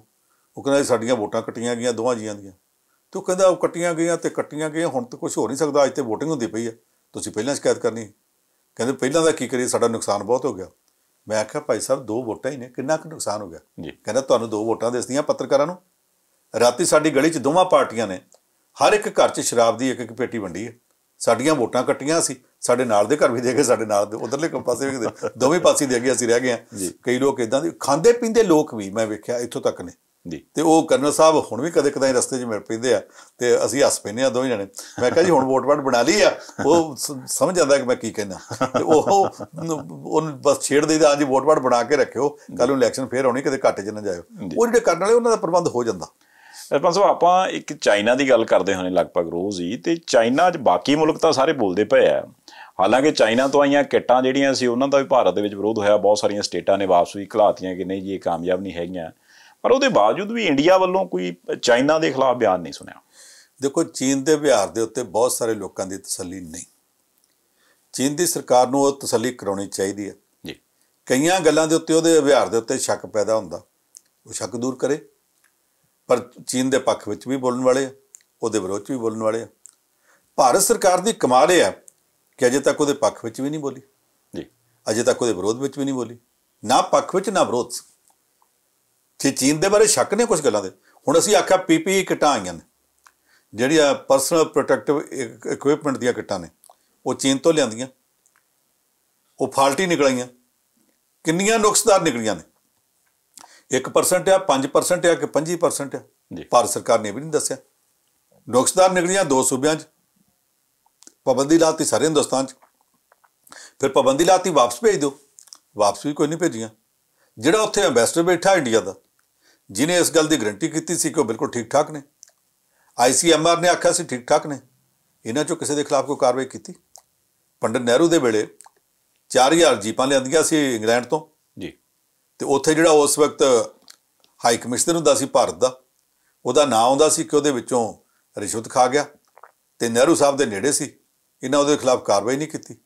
ਮੁੜ ਕੇ ਉਹਨੂੰ ਲਿਆ ਕੇ ਇੱਥੇ ਪਾਰਲੀਮੈਂਟ ਮੈਂਬਰ ਬਣਾਇਆ, ਫਿਰ ਮੰਤਰੀ ਬਣਾਇਆ, ਫਿਰ ਉਹਨੂੰ ਵਿਦੇਸ਼ ਮੰਤਰੀ ਵੀ ਬਣਾ ਦਿੱਤਾ ਸੀ। ਹੁਣ ਜੇ ਤੇ ਇੱਦਾਂ ਦਾ ਕੰਮ ਕਰਨਾ ਕਿ ਇਸ ਵੇਲੇ ਚੀਨ 'ਚ ਬੈਠਾ ਬੰਦਾ ਉਹਨੂੰ ਬਚਾਈ ਚਲੋ, ਬਚਾਈ ਜਾਓ, ਕਰੋਨਾ ਵਾਲੇ ਮਰੀਜ਼ ਬਚਣਾ ਬਚਣੇ, ਇਹਨੂੰ ਬਚਾ ਲਓ ਅਤੇ ਕੱਲ੍ਹ ਨੂੰ ਕਿਤੇ ਮੰਤਰੀ ਬਣਾਵਾਂਗੇ, ਫਿਰ ਵੱਖਰੀ ਗੱਲ ਆ। ਨਹੀਂ ਤਾਂ ਭਾਰਤ ਸਰਕਾਰ ਨੂੰ ਬੋਲਣਾ ਚਾਹੀਦਾ। ਹੁਣ ਹੋਇਆ ਕੀ ਆ, ਚੀਨ ਨੇ ਇੱਥੋਂ ਦੀਆਂ ਕੰਪਨੀਆਂ 'ਚ ਬਹੁਤ ਵੱਡੇ ਪੱਧਰ 'ਤੇ ਸ਼ੇਅਰ ਖਰੀਦ ਲਏ, ਦੁਹਾਈ ਮੱਚੀ। ਭਾਰਤ ਸਰਕਾਰ ਨੇ ਪਾਬੰਦੀ ਲਾ ਦਿੱਤੀ ਕਿ ਜਿਹੜੇ ਦੇਸ਼ਾਂ ਦੀ ਭਾਰਤ ਨਾਲ ਹੱਦ ਜੁੜਦੀ ਆ, ਉਹ ਭਾਰਤ ਦੀਆਂ ਕੰਪਨੀਆਂ ਸ਼ੇਅਰ ਲੈਣ ਤੋਂ ਪਹਿਲਾਂ ਭਾਰਤ ਸਰਕਾਰ ਨੂੰ ਪੁੱਛਣਗੇ। ਹੁਣ ਹੱਦ ਤਾਂ ਜੁੜਦੀ ਹੈ ਚੀਨ ਨਾਲ ਵੀ, ਪਾਕਿਸਤਾਨ, ਬੰਗਲਾਦੇਸ਼ ਨਾਲ ਵੀ, ਪਰ ਚੀਨ ਨਿਸ਼ਾਨੇ 'ਤੇ ਸੀ। ਚੀਨ ਨੇ ਇਹਦਾ ਵਿਰੋਧ ਕੀਤਾ। ਭਾਰਤ ਨੇ ਆਖਿਆ ਜੀ ਸਾਡੇ ਆਰਥਿਕ ਮਾਮਲਿਆਂ 'ਚ ਖੁਦਮੁਖਤਾਰੀ ਹੈ, ਤੁਸੀਂ ਦਖਲ ਨਹੀਂ ਦੇ ਸਕਦੇ। ਉਹਨਾਂ ਨੇ ਕੱਲ੍ਹ ਧਮਕੀ ਦੇ ਦਿੱਤੀ ਹੈ ਕਿ ਜੇ ਖੁਦਮੁਖਤਾਰੀ ਹੈ, ਦਖਲ ਨਹੀਂ ਦੇ ਸਕਦੇ, ਅਤੇ ਸਾਡੀ ਵੀ ਤਾਂ ਖੁਦਮੁਖਤਾਰੀ ਹੈ। ਤੁਹਾਨੂੰ ਜਿਹੜਾ ਡਾਕਟਰੀ ਦਾ ਸਮਾਨ ਅਸੀਂ ਭੇਜਦੇ ਹਾਂ, ਆ ਜਿਹੜੀ ਹਾਈਡਰੋਕਸੀ ਕਲੋਰੋਕੁਈਨ ਤੁਸੀਂ ਸਾਰੀ ਦੁਨੀਆ ਨੂੰ ਵੇਚਦੇ ਪਏ ਜੇ, ਇਹਦੇ ਵਾਸਤੇ ਕੱਚਾ ਮਾਲ ਅਸੀਂ ਦਿੰਦੇ ਹਾਂ, ਅਸੀਂ ਲੱਗੇ ਆ ਬੰਦ ਕਰਨ। ਹੁਣ ਭਾਰਤ ਸਰਕਾਰ ਦੀ ਮਜਬੂਰੀ ਇਹ ਹੈ ਕਿ ਅੱਧੀ ਤੇਰੀ ਮੈਂ ਮੁਲਾਜ਼ੇਦਾਰ ਆ, ਅੱਧੀ ਮੈਂ ਗਰੀਬ ਜੱਟ ਦੀ। ਇੱਕ ਪਾਸੇ ਸਾਂਝ ਹੈਗੀ ਆ ਉਹਦੇ ਨਾਲ, ਡੋਨਲਡ ਟਰੰਪ ਨਾਲ, ਉਹ ਚੀਨ ਦੇ ਖਿਲਾਫ ਆ। ਦੂਜੇ ਪਾਸੋਂ ਸਾਂਝ ਚੀਨ ਨਾਲ ਰੱਖਣੀ ਪੈਂਦੀ ਹੈ ਕਿ ਹਾਈਡਰੋਕਸੀ ਕਲੋਰੋਕੁਈਨ ਜਿਹੜੀ ਬਣਾਉਣ ਵਾਸਤੇ ਉਹ ਸਾਰੇ ਜਿਹੜੇ ਕੱਚੀ ਦਵਾਈ ਆ, ਰਾ ਮਟੀਰੀਅਲ ਸਾਰਾ ਉੱਥੋਂ ਚੀਨ, ਉਹਦੇ 'ਚੋਂ ਵੱਡਾ ਹਿੱਸਾ ਜਿਹੜਾ ਉਹ ਚੀਨ ਤੋਂ ਆਉਂਦਾ, ਕੁਝ ਹੋਰਨਾਂ ਥਾਵਾਂ ਤੋਂ ਵੀ, ਕੁਝ ਭਾਰਤ ਵਿੱਚੋਂ ਵੀ ਹੈ, ਪਰ ਵੱਡਾ ਹਿੱਸਾ ਉੱਥੋਂ ਆਉਂਦਾ। ਜੇ ਅੱਜ ਚੀਨ ਨਾਰਾਜ਼ ਹੋ ਜੇ, ਸਪਲਾਈ ਬੰਦ ਕਰ ਦੇਵੇ, ਅਤੇ ਹਾਈਡਰੋਕਸੀ ਕਲੋਰੋਕੁਈਨ ਕਰਨਾ ਬਣਾਉਣੀ, ਬਾਕੀ ਗੱਲਾਂ ਕਰਨਾ ਕਰਨੀਆਂ। ਇਹ ਉਸ ਸਪਲਾਈ ਨੂੰ ਵੀ ਰੁਕਣ ਨਹੀਂ ਦੇਣਾ ਚਾਹੁੰਦੇ। ਇਸ ਮੌਕੇ ਸਮਝਦੇ ਆ ਕਿ ਸਾਡੀ ਇਕਾਨਮੀ ਦੇ ਉੱਤੇ ਵੀ ਅਸਰ ਪਏਗਾ, ਸਾਡੇ ਇਲਾਜ 'ਤੇ ਵੀ ਅਸਰ ਪਵੇਗਾ, ਸਾਨੂੰ ਦਵਾਈ ਦੀ ਵੀ ਲੋੜ ਹੈ। ਇਸ ਕਰਕੇ ਨਾ ਹੀ ਉਹਦੇ ਖਿਲਾਫ ਬੋਲ ਰਿਹਾ, ਨਾ ਉਹਦੇ ਪੱਖ ਵਿੱਚ ਬੋਲ ਰਿਹਾ। ਹਾਂ, ਜਿਹੜੇ ਮੋਦੀ ਸਰਕਾਰ ਦੇ 2-3 ਬਹੁਤ ਚਹੇਤੇ ਚੈਨਲ ਆ, ਉਹ ਇਹ ਕੰਮ ਕਰੀ ਜਾਂਦੇ ਆ ਜਿਹੜਾ ਮੋਦੀ ਸਾਹਿਬ ਨਹੀਂ ਕਰਦੇ। ਖਬਰ ਆਉਂਦੀ ਹੈ ਚੀਨ ਦੀ, ਨਾਲ ਹੀ ਉਹਦੇ ਤਬਸਰਾ ਸ਼ੁਰੂ ਕਰਦੇ। ਦੇਖਿਆ ਚੀਨ ਦੀ ਇੱਕ ਹੋਰ ਕਮੀਨਗੀ, ਜੇ ਅਖਬਾਰ 'ਚ ਖਬਰ ਛਪਦੀ ਆ, ਉਹਦੇ ਨਾਲ ਇੱਕ ਥੱਲੇ ਨੋਟ ਛਾਪਦੇ ਆ ਅਖਬਾਰ ਦੇ ਐਡੀਟੋਰੀਅਲ ਸਟਾਫ ਵੱਲੋਂ ਕਿ ਇਹਦੇ ਬਾਰੇ ਪਹਿਲਾਂ ਹੀ ਪਤਾ ਸੀ ਕਿ ਚੀਨ ਇਹੋ ਕੁਝ ਕਰੂਗਾ। ਪਰ ਮੋਦੀ ਸਰਕਾਰ ਆਪ ਨਾ ਪੱਖ ਵਿੱਚ ਨਾ ਵਿਰੋਧ ਵਿੱਚ ਹੁਣ ਤੱਕ ਬੋਲਦੀ ਨਹੀਂ, ਇਸ ਕਰਕੇ ਕਿ ਕਾਰੋਬਾਰ ਦਾ ਮਾਮਲਾ। ਪਰ ਸੋਨੀਆ ਗਾਂਧੀ ਹੋਰਾਂ ਨੇ ਕੱਲ੍ਹ ਬਿਆਨ ਦਿੱਤਾ ਜੀ BJP ਦੇ ਖਿਲਾਫ। ਉਹ ਕਹਿੰਦੇ ਕਿ ਵੀ ਕਰੋਨਾ ਦੀ ਆੜ ਦੇ ਵਿੱਚ, ਜਾਂ ਕਹਿ ਲਓ ਕਿ ਵੀ ਇਹ ਇਸ ਬਿਮਾਰੀ ਦੇ ਮੌਕੇ 'ਤੇ ਵੀ ਨਸਲਵਾਦ ਜਿਹੜਾ, ਜਾਂ ਕਹਿ ਲਓ ਕਿ ਵੀ ਫਿਰਕਾ ਪ੍ਰਸਤੀ ਜਿਹੜੀ ਆ, ਉਹ ਫੈਲਾਈ ਜਾ ਰਹੀ ਹੈ। ਦੇਖੋ, ਉੱਥੇ ਮਹਾਰਾਸ਼ਟਰ ਦੇ ਵਿੱਚ 3 ਸਾਧੂ ਜਾਂਦੇ, ਭੀੜ ਨੇ ਕੁੱਟ-ਕੁੱਟ ਕੇ ਮਾਰ ਦਿੱਤੇ ਜੀ। ਕੁਝ ਲੋਕ ਕਹਿੰਦੇ ਜੀ ਮਰਾਓ ਕਿਤੇ ਹੀ ਥਾਣੇ 'ਚ ਜਾ ਕੇ ਮਰੇ। ਇਹ ਹੋ ਸਕਦਾ? ਰਾਜਸਥਾਨ 'ਚ ਪਹਿਲੂ ਖਾਨ ਵੀ ਤਾਂ ਕੁੱਟਿਆ ਗਿਆ ਸੀ, ਸਹਿਕਦਾ ਸੀ, ਥਾਣੇ ਲਿਜਾ ਕੇ ਸੁੱਟਤਾ। ਉੱਥੋਂ ਮੁੜ ਕੇ 2 ਘੰਟਿਆਂ ਬਾਅਦ ਜੀਭ 'ਤੇ ਲੈ ਕੇ ਹਸਪਤਾਲ ਗਿਆ ਅਤੇ ਡਾਕਟਰਾਂ ਨੇ ਕਹਿ ਦਿੱਤਾ ਕਿ ਮਰਿਆ ਲਿਆਇਆ ਜੀ। ਹੁਣ ਉਹ ਜਿੱਥੇ ਭੀੜ ਨੇ ਕੁੱਟਿਆ ਸੀ, ਉੱਥੇ ਉਹ ਕਹਿੰਦੇ ਮਰਿਆ ਨਹੀਂ, ਮਰਨਾਊ ਸੀ, ਥਾਣੇ 'ਚ ਜਾ ਕੇ ਮਰ ਗਿਆ। ਇੱਥੇ ਵੀ 3 ਸਾਧੂ ਭੀੜ ਨੇ ਕੁੱਟ ਕੇ ਮਾਰੇ ਕਿ ਬਾਅਦ ਵਿੱਚ ਜਾ ਕੇ ਥਾਣੇ ਵਾਲਿਆਂ ਨੇ ਕੁੱਟ ਦਿੱਤੇ, ਕਿਸੇ ਨੂੰ ਪਤਾ ਤਾਂ ਨਹੀਂ। ਉਸ ਮੁੱਦੇ ਨੂੰ ਫਿਰਕੂ ਰੰਗ ਦਿੱਤਾ ਜਾ ਰਿਹਾ, ਇਹ ਸਾਰਿਆਂ ਨੂੰ ਪਤਾ। ਇਹਦੇ ਤੋਂ ਪਹਿਲਾਂ ਜਿਹੜਾ ਦਿੱਲੀ ਦਾ ਤਬਲੀਗੀ ਮਰਕਜ਼ ਆ, ਉਹਦੇ ਮੁੱਦੇ ਨੂੰ ਵੀ ਕਈਆਂ ਲੋਕਾਂ ਨੇ ਰੰਗ ਇਸ ਤਰ੍ਹਾਂ ਦਿੱਤਾ ਜਿਹੜਾ ਫਿਰਕੂ ਰੰਗ ਹੈ। ਉਹਨੂੰ ਲੈ ਕੇ ਕਈਆਂ ਥਾਵਾਂ 'ਤੇ ਇੱਥੇ ਪੰਜਾਬ ਵਿੱਚ ਵੀ ਅਨਾਊਂਸਮੈਂਟ ਹੋ ਗਈ, ਇਹਨਾਂ ਤੋਂ ਦੁੱਧ ਲੈਣਾ ਬੰਦ ਕਰ ਦਿਓ। ਇੱਕ ਥਾਂ 'ਤੇ ਇੱਕ ਇਹ ਵੀ ਕਹਿ ਤਾ ਗਿਆ ਫਲਾਣੇ ਡਿਪਟੀ ਕਮਿਸ਼ਨਰ ਨੇ ਆਖਿਆ, ਜਦ ਕਿ ਉਹਨੇ ਨਹੀਂ ਸੀ ਆਖਿਆ। ਇੱਦਾਂ ਦੀਆਂ ਝੂਠੀਆਂ ਗੱਲਾਂ ਵੀ ਹੋਈਆਂ। ਇਹ ਸਾਰਿਆਂ ਥਾਵਾਂ 'ਤੇ ਜਿੱਥੇ ਜਿੱਥੇ ਜਿਨ੍ਹਾਂ ਲੋਕਾਂ ਦੇ ਸਿਰ ਵਿੱਚ ਉਹ ਕੀੜਾ ਹੈਗਾ ਨਾ ਫਿਰਕਾ ਪ੍ਰਸਤੀ ਦਾ, ਉਹ ਇਸ ਢੰਗ ਨਾਲ ਵਰਤਦੇ ਆ। ਮਹਾਰਾਸ਼ਟਰ ਦੀ ਉਸ ਘਟਨਾ ਨੂੰ ਵੀ ਇਸੇ ਕਰਕੇ ਵਰਤਿਆ ਜਾ ਰਿਹਾ, ਅਤੇ ਜੇ ਵਰਤਿਆ ਜਾ ਰਿਹਾ, ਉਹਦੇ ਬਾਰੇ ਸੋਨੀਆ ਗਾਂਧੀ ਦਾ ਆਖਣਾ ਗਲਤ ਨਹੀਂ, ਪਰ ਆਖਣ ਦਾ ਢੰਗ ਗਲਤ ਹੈ, ਮੌਕਾ ਵੀ ਗਲਤ ਹੈ। ਇਹ ਗੱਲਾਂ ਕੁਝ ਜਿਹੜੀਆਂ ਨੇ, ਇਹਨਾਂ ਦੇ ਉੱਤੇ ਕਿਸੇ ਢੰਗ ਨਾਲ ਪ੍ਰਧਾਨ ਮੰਤਰੀ ਨੂੰ ਇਹ ਆਖਿਆ ਜਾ ਸਕਦਾ ਕਿ ਜਾਂ ਤੁਸੀਂ ਆਲ ਪਾਰਟੀ ਮੀਟਿੰਗ ਸੱਦੋ, ਜਾਂ ਜਿਹੜੇ ਸੂਬਿਆਂ ਦੇ ਵਿੱਚ ਇਹ ਸਮੱਸਿਆ, ਉਹਨਾਂ ਸੂਬਿਆਂ ਦੇ ਮੁੱਖ ਮੰਤਰੀ ਬੋਲਣ। ਇੱਕ ਸਿਆਸੀ ਪਾਰਟੀ ਦੀ ਆਲ ਇੰਡੀਆ ਮੁਖੀ ਜਦੋਂ ਬੋਲਦੀ ਹੈ, ਇਹ ਮਸਲੇ ਨੂੰ ਫਿਰ ਸਿਆਸੀ ਰੰਗਤ ਦੇ ਦਿੱਤੀ ਜਾਂਦੀ ਹੈ। ਇਹ ਰੰਗਤ ਦੇਣ ਦਾ ਆਹ ਮੌਕਾ ਠੀਕ ਨਹੀਂ ਸੀ। ਇਹਦੇ ਉੱਤੇ ਸੋਨੀਆ ਗਾਂਧੀ ਨੂੰ ਘੱਟੋ ਘੱਟ ਇਸ ਮੌਕੇ ਨਹੀਂ ਸੀ ਬੋਲਣਾ ਚਾਹੀਦਾ। ਜੀ ਉੱਦਾਂ ਬਹੁਤ ਲੋਕਾਂ ਨੂੰ ਦਿਸਦਾ ਕਿ ਭਾਰਤ ਵਿੱਚ ਮੋਦੀ ਸਰਕਾਰ ਕੀ ਕਰ ਰਹੀ, ਪਰ ਇਹ ਮੁੱਦਾ ਜਿਨ੍ਹਾਂ ਰਾਜਾਂ ਵਿੱਚ ਹੋ ਰਿਹਾ ਉਹਨਾਂ ਰਾਜਾਂ ਦੇ ਮੁੱਖ ਮੰਤਰੀਆਂ ਦੇ ਬੋਲਣ ਵਾਲਾ ਸੀ, ਉਹ ਨਹੀਂ ਬੋਲੇ। ਜੀ ਇਕਬਾਲ ਸਾਹਿਬ, ਆਪਾਂ ਗੱਲ ਜ਼ਰੂਰ ਕਰ ਲਈਏ ਜੀ, ਕਿਉਂਕਿ ਪੰਜਾਬ 'ਚ ਕਣਕ ਦੀ ਵਾਢੀ ਆ ਤੇ ਕੰਬਾਈਨਾਂ ਜਿਹੜੀਆਂ ਨੇ ਉਹ ਕਈ ਵਾਰ ਪੰਜਾਬ ਤੋਂ ਬਾਹਰਲੇ ਸਟੇਟਾਂ ਵੱਲ ਵੀ ਜਾਂਦੀਆਂ ਤੇ ਹੁਣ ਬਾਹਰਲੀਆਂ ਸਟੇਟਾਂ ਤੋਂ ਇੱਧਰ ਨੂੰ ਵੀ ਆਉਣੀਆਂ, ਉਹਨਾਂ ਦੇ ਲਈ ਕੋਈ ਖਾਸ ਦਿਸ਼ਾ ਨਿਰਦੇਸ਼? ਦੇਖੋ, ਜਿਸ ਤਰ੍ਹਾਂ ਹਜ਼ੂਰ ਸਾਹਿਬ ਤੋਂ ਜਿਹੜੇ ਉੱਥੇ ਸ਼ਰਧਾਲੂ ਫਸੇ ਸਨ ਉਹਨਾਂ ਨੂੰ ਮੰਗਾਉਣ ਦਾ ਕੰਮ ਹੋਇਆ ਜੀ, ਉਸੇ ਤਰ੍ਹਾਂ ਜਿੰਨੀ ਕੁ ਮੇਰੀ ਜਾਣਕਾਰੀ ਹੈ ਪੰਜਾਬ ਸਰਕਾਰ ਨੇ, ਮੁੱਖ ਮੰਤਰੀ ਅਮਰਿੰਦਰ ਸਿੰਘ ਨੇ ਦੂਜੇ ਸੂਬਿਆਂ ਦੀਆਂ ਸਰਕਾਰਾਂ ਨਾਲ ਗੱਲ ਕੀਤੀ ਹੈ ਕਿ ਸਾਡੇ ਕੰਬਾਈਨਾਂ ਵਾਲਿਆਂ ਨੂੰ ਆਉਣ ਦਿਓ। ਅਜੇ ਉੱਧਰੋਂ ਹਾਂ ਹੋਈ ਕਿ ਨਹੀਂ ਹੋਈ ਮੈਨੂੰ ਨਹੀਂ ਪਤਾ। ਜੇ ਹੋਈ ਤੇ ਵਾਇਆ ਰਾਜਸਥਾਨ ਆਉਣਗੇ, ਕਿਉਂਕਿ ਜਿਹੜੀਆਂ ਬੱਸਾਂ ਹਜ਼ੂਰ ਸਾਹਿਬ ਤੋਂ ਆਉਣੀਆਂ ਉਹ ਵੀ ਵਾਇਆ ਰਾਜਸਥਾਨ ਆਉਣੀਆਂ। ਇਹਦੇ ਬਾਰੇ ਹੁਣ ਤੋਂ ਅਗੇਤੇ ਪ੍ਰਬੰਧ ਕੱਲ੍ਹ ਸ਼ੁਰੂ ਕਰ ਦਿੱਤੇ ਗਏ ਕਿ ਜਿਹੜੀ ਵੀ ਕੰਬਾਈਨ ਨਾਲ ਦੇ ਕਿਸੇ ਦੂਜੇ ਸੂਬੇ 'ਚੋਂ ਭਾਰਤ ਵਿੱਚ ਐਂਟਰ ਕਰਦੀ ਹੈ ਉਹਨੂੰ ਉੱਥੇ ਰੋਕ ਕੇ ਸਾਰੇ ਬੰਦਿਆਂ ਦਾ ਉਸੇ ਵੇਲੇ ਟੈਸਟ ਵੀ ਕੀਤਾ ਜਾਵੇ, ਸਕਰੀਨਿੰਗ ਵੀ ਕੀਤੀ ਜਾਵੇ। ਕੰਬਾਈਨ ਸਾਰੀ ਖੋਲ੍ਹ ਕੇ ਇਹ ਨਹੀਂ ਕਿ ਉਹਦਾ ਇੰਜਣ ਖੋਲ੍ਹ ਕੇ ਜਾਂ ਪੁਰਜੇ ਖੋਲ੍ਹ ਕੇ, ਉਹਦੇ ਅੰਦਰ ਹਰ ਥਾਂ ਤੋਂ ਉਹਦੀ ਸੈਨੀਟਾਈਜੇਸ਼ਨ ਕੀਤੀ ਜਾਵੇ। ਉਹਦਾ ਟੂਲ ਬਾਕਸ ਜਿੰਨੇ ਉਹਦੇ 'ਚ ਪੇਚਕਸ ਤੋਂ ਲੈ ਕੇ ਤੇ ਬਿਜਲੀ ਦੇ ਸਮਾਨ ਤੱਕ ਆ ਜਿਹੜੇ ਕਿੱਟ ਵਿੱਚ ਪਏ ਆ, ਉਹ ਸਾਰੇ ਬਾਹਰ ਕੱਢ ਕੇ ਤੇ ਉਹਨਾਂ ਨੂੰ ਸੈਨੀਟਾਈਜ਼ ਕੀਤਾ ਜਾਵੇ। ਉਹਦਾ ਸਟੀਅਰਿੰਗ, ਉਹਦਾ ਗੇਅਰ ਲੀਵਰ, ਈਵਨ ਉੱਥੇ ਟਾਇਰਾਂ ਤੱਕ ਜਾਂ ਪਿਛਲੇ ਪਾਸੇ ਜਿਹੜੀ ਕੰਬਾਈਨ ਦੇ ਕਟਰ ਵਗੈਰਾ, ਜਿੱਥੋਂ ਤੱਕ ਬੰਦਾ ਕਿਤੇ ਜਾ ਕੇ ਹੱਥ ਲਾਉਂਦਾ ਪਤਾ ਨਹੀਂ ਕਿੰਨਾ ਲੋਕਾਂ ਦੇ ਕਿੱਥੇ ਕਿੱਥੇ ਹੱਥ ਲੱਗੇ ਹੋਣਗੇ। ਆਖਿਆ ਗਿਆ ਉਹ ਸਾਰਾ ਕੁਝ ਸੈਨੀਟਾਈਜ਼ ਕਰੋ। ਇਹ ਸਾਰੇ ਆਰਡਰ ਦੇਣ ਦਾ ਮਤਲਬ ਹੈ, ਇਹ ਸਾਰੇ ਪ੍ਰਬੰਧ ਕਰਨ ਦਾ ਮਤਲਬ ਹੈ ਕਿ ਅੱਜ ਨਹੀਂ ਭਲਕੇ ਸਹੀ ਕੇਂਦਰ ਸਰਕਾਰ ਤੋਂ ਇਸ ਗੱਲ ਦੀ ਮਨਜ਼ੂਰੀ ਮਿਲ ਸਕਦੀ ਹੈ ਕਿ ਤੁਸੀਂ ਕੰਬਾਈਨਾਂ ਨੂੰ ਆਪਣੀਆਂ ਨੂੰ ਵਾਪਸ ਮੰਗਵਾ ਲਓ। ਜੀ, ਪਰ ਇੰਡਸਟਰੀ ਜਿਹੜੀ ਹੈ ਜੀ ਉਹਨੂੰ ਸਹੂਲਤਾਂ ਤਾਂ ਦਿੱਤੀਆਂ ਸੀ ਵੀ ਤੁਸੀਂ ਇਹ ਚਲਾਉਣੀ ਆ ਤਾਂ ਚਲਾ ਲਓ, ਪਰ ਹੁਣ ਵੱਡੀਆਂ ਇੰਡਸਟਰੀਜ਼ ਨੇ ਵੀ ਕਹਿਤਾ ਵੀ ਆਪਾਂ ਨਹੀਂ ਕੰਮ ਕਰ ਸਕਦੇ, ਜਿੱਦਾਂ ਮਾਰੂਤੀ ਨੇ ਵੀ ਕਿਹਾ ਕਿ ਆਪਾਂ ਇਹੋ ਜਿਹੇ 'ਚ ਨਹੀਂ ਕੰਮ ਕਰ ਸਕਦੇ। ਦੇਖੋ, ਸਾਨੂੰ ਇਹ ਸਮਝਣਾ ਚਾਹੀਦਾ ਕਿ ਇੰਡਸਟਰੀ ਕੋਈ ਵੀ ਆਪਣੇ ਆਪ ਦੇ ਵਿੱਚ ਸਿੰਗਲ ਯੂਨਿਟ ਨਹੀਂ ਹੁੰਦੀ ਜੀ। ਅੱਜ ਸਾਡੇ ਕੋਲ ਕਪੂਰਥਲੇ ਦੀ ਰੇਲ ਫੈਕਟਰੀ ਚਾਲੂ ਹੋ ਗਈ ਹੈ, ਰੇਲ ਕੋਚ ਫੈਕਟਰੀ। ਇਹਦੇ ਵਿੱਚ ਰੇਲ ਦੇ ਡੱਬੇ ਬਣਦੇ ਆ, ਉਹਨਾਂ ਦੇ ਅੱਧੇ ਤੋਂ ਜ਼ਿਆਦਾ ਪਾਰਟਸ ਜਿਹੜੇ ਆ ਆਸੇ-ਪਾਸੇ ਛੋਟੇ ਕਾਰਖਾਨੇ ਖੁੱਲ੍ਹੇ ਆ ਜਿਨ੍ਹਾਂ 'ਚੋਂ ਬਣ ਕੇ ਆਉਂਦੇ ਆ, ਉਹ ਲੋਕੀ ਸਪਲਾਈ ਕਰਦੇ ਆ। ਮਾਰੂਤੀ ਆ, ਉਹਦੇ ਕੋਲ ਟੈਂਡਰ ਦੇ ਉੱਤੇ ਠੇਕੇ 'ਤੇ ਕੰਮ ਕਰਨ ਵਾਲੀਆਂ ਕਈ ਛੋਟੀਆਂ ਕੰਪਨੀਆਂ ਹੋਰ ਨੇ। ਜਿਹੜੀਆਂ ਕੰਪਨੀਆਂ ਆਸੇ-ਪਾਸੇ ਨੇ ਉਹਨਾਂ 'ਚੋਂ ਕੋਈ ਚੀਜ਼ ਬਣਾ ਕੇ ਕੋਈ ਭੇਜਦਾ, ਕੋਈ ਚੀਜ਼ ਬਣਾ ਕੇ ਕੋਈ ਭੇਜਦਾ। ਉਹ ਸਾਰਾ ਮਾਲ ਆਉਂਦਾ ਤੇ ਉਹ ਮਾਰੂਤੀ ਦੇ ਸਟੈਂਡਰਡ ਮੁਤਾਬਕ ਹੋਵੇ ਤੇ ਟੈਸਟ ਕਰਕੇ ਲੈਂਦੇ ਆ, ਨਹੀਂ ਤੇ ਰੋਕ ਦਿੰਦੇ ਆ। ਉਹ ਜਿੰਨਾ ਸਮਾਨ ਉੱਥੋਂ ਆਉਂਦਾ, ਤੁਹਾਨੂੰ ਇਹ ਪਤਾ ਕਿ ਬੋਫਰਸ ਤੋਪ ਜਿਹੜੀ ਆ ਉਹਦੇ ਗੋਲੇ ਤੋਪ ਤਾਂ ਵਿਦੇਸ਼ ਤੋਂ ਆਈ ਸੀ ਜੀ। ਗੋਲੇ ਉਹਦੇ ਭਾਰਤ ਦੀ ਆਰਡੀਨੈਂਸ ਫੈਕਟਰੀ ਉਹਦਾ ਬਰੂਦ ਤਿਆਰ ਕਰਦੀ ਸੀ। ਉਹਦੇ ਗੋਲਿਆਂ ਦੇ ਸ਼ੈੱਲ ਜਿਹੜੇ ਸੀ, ਜਿਹੜੇ ਖੋਖੇ ਸੀ ਜਿਨ੍ਹਾਂ 'ਚ ਬਰੂਦ ਭਰਿਆ ਜਾਣਾ ਸੀ, ਉਹ ਜਲੰਧਰ ਤੋਂ ਬਣ ਕੇ ਜਾਂਦੇ ਰਹੇ ਜੀ।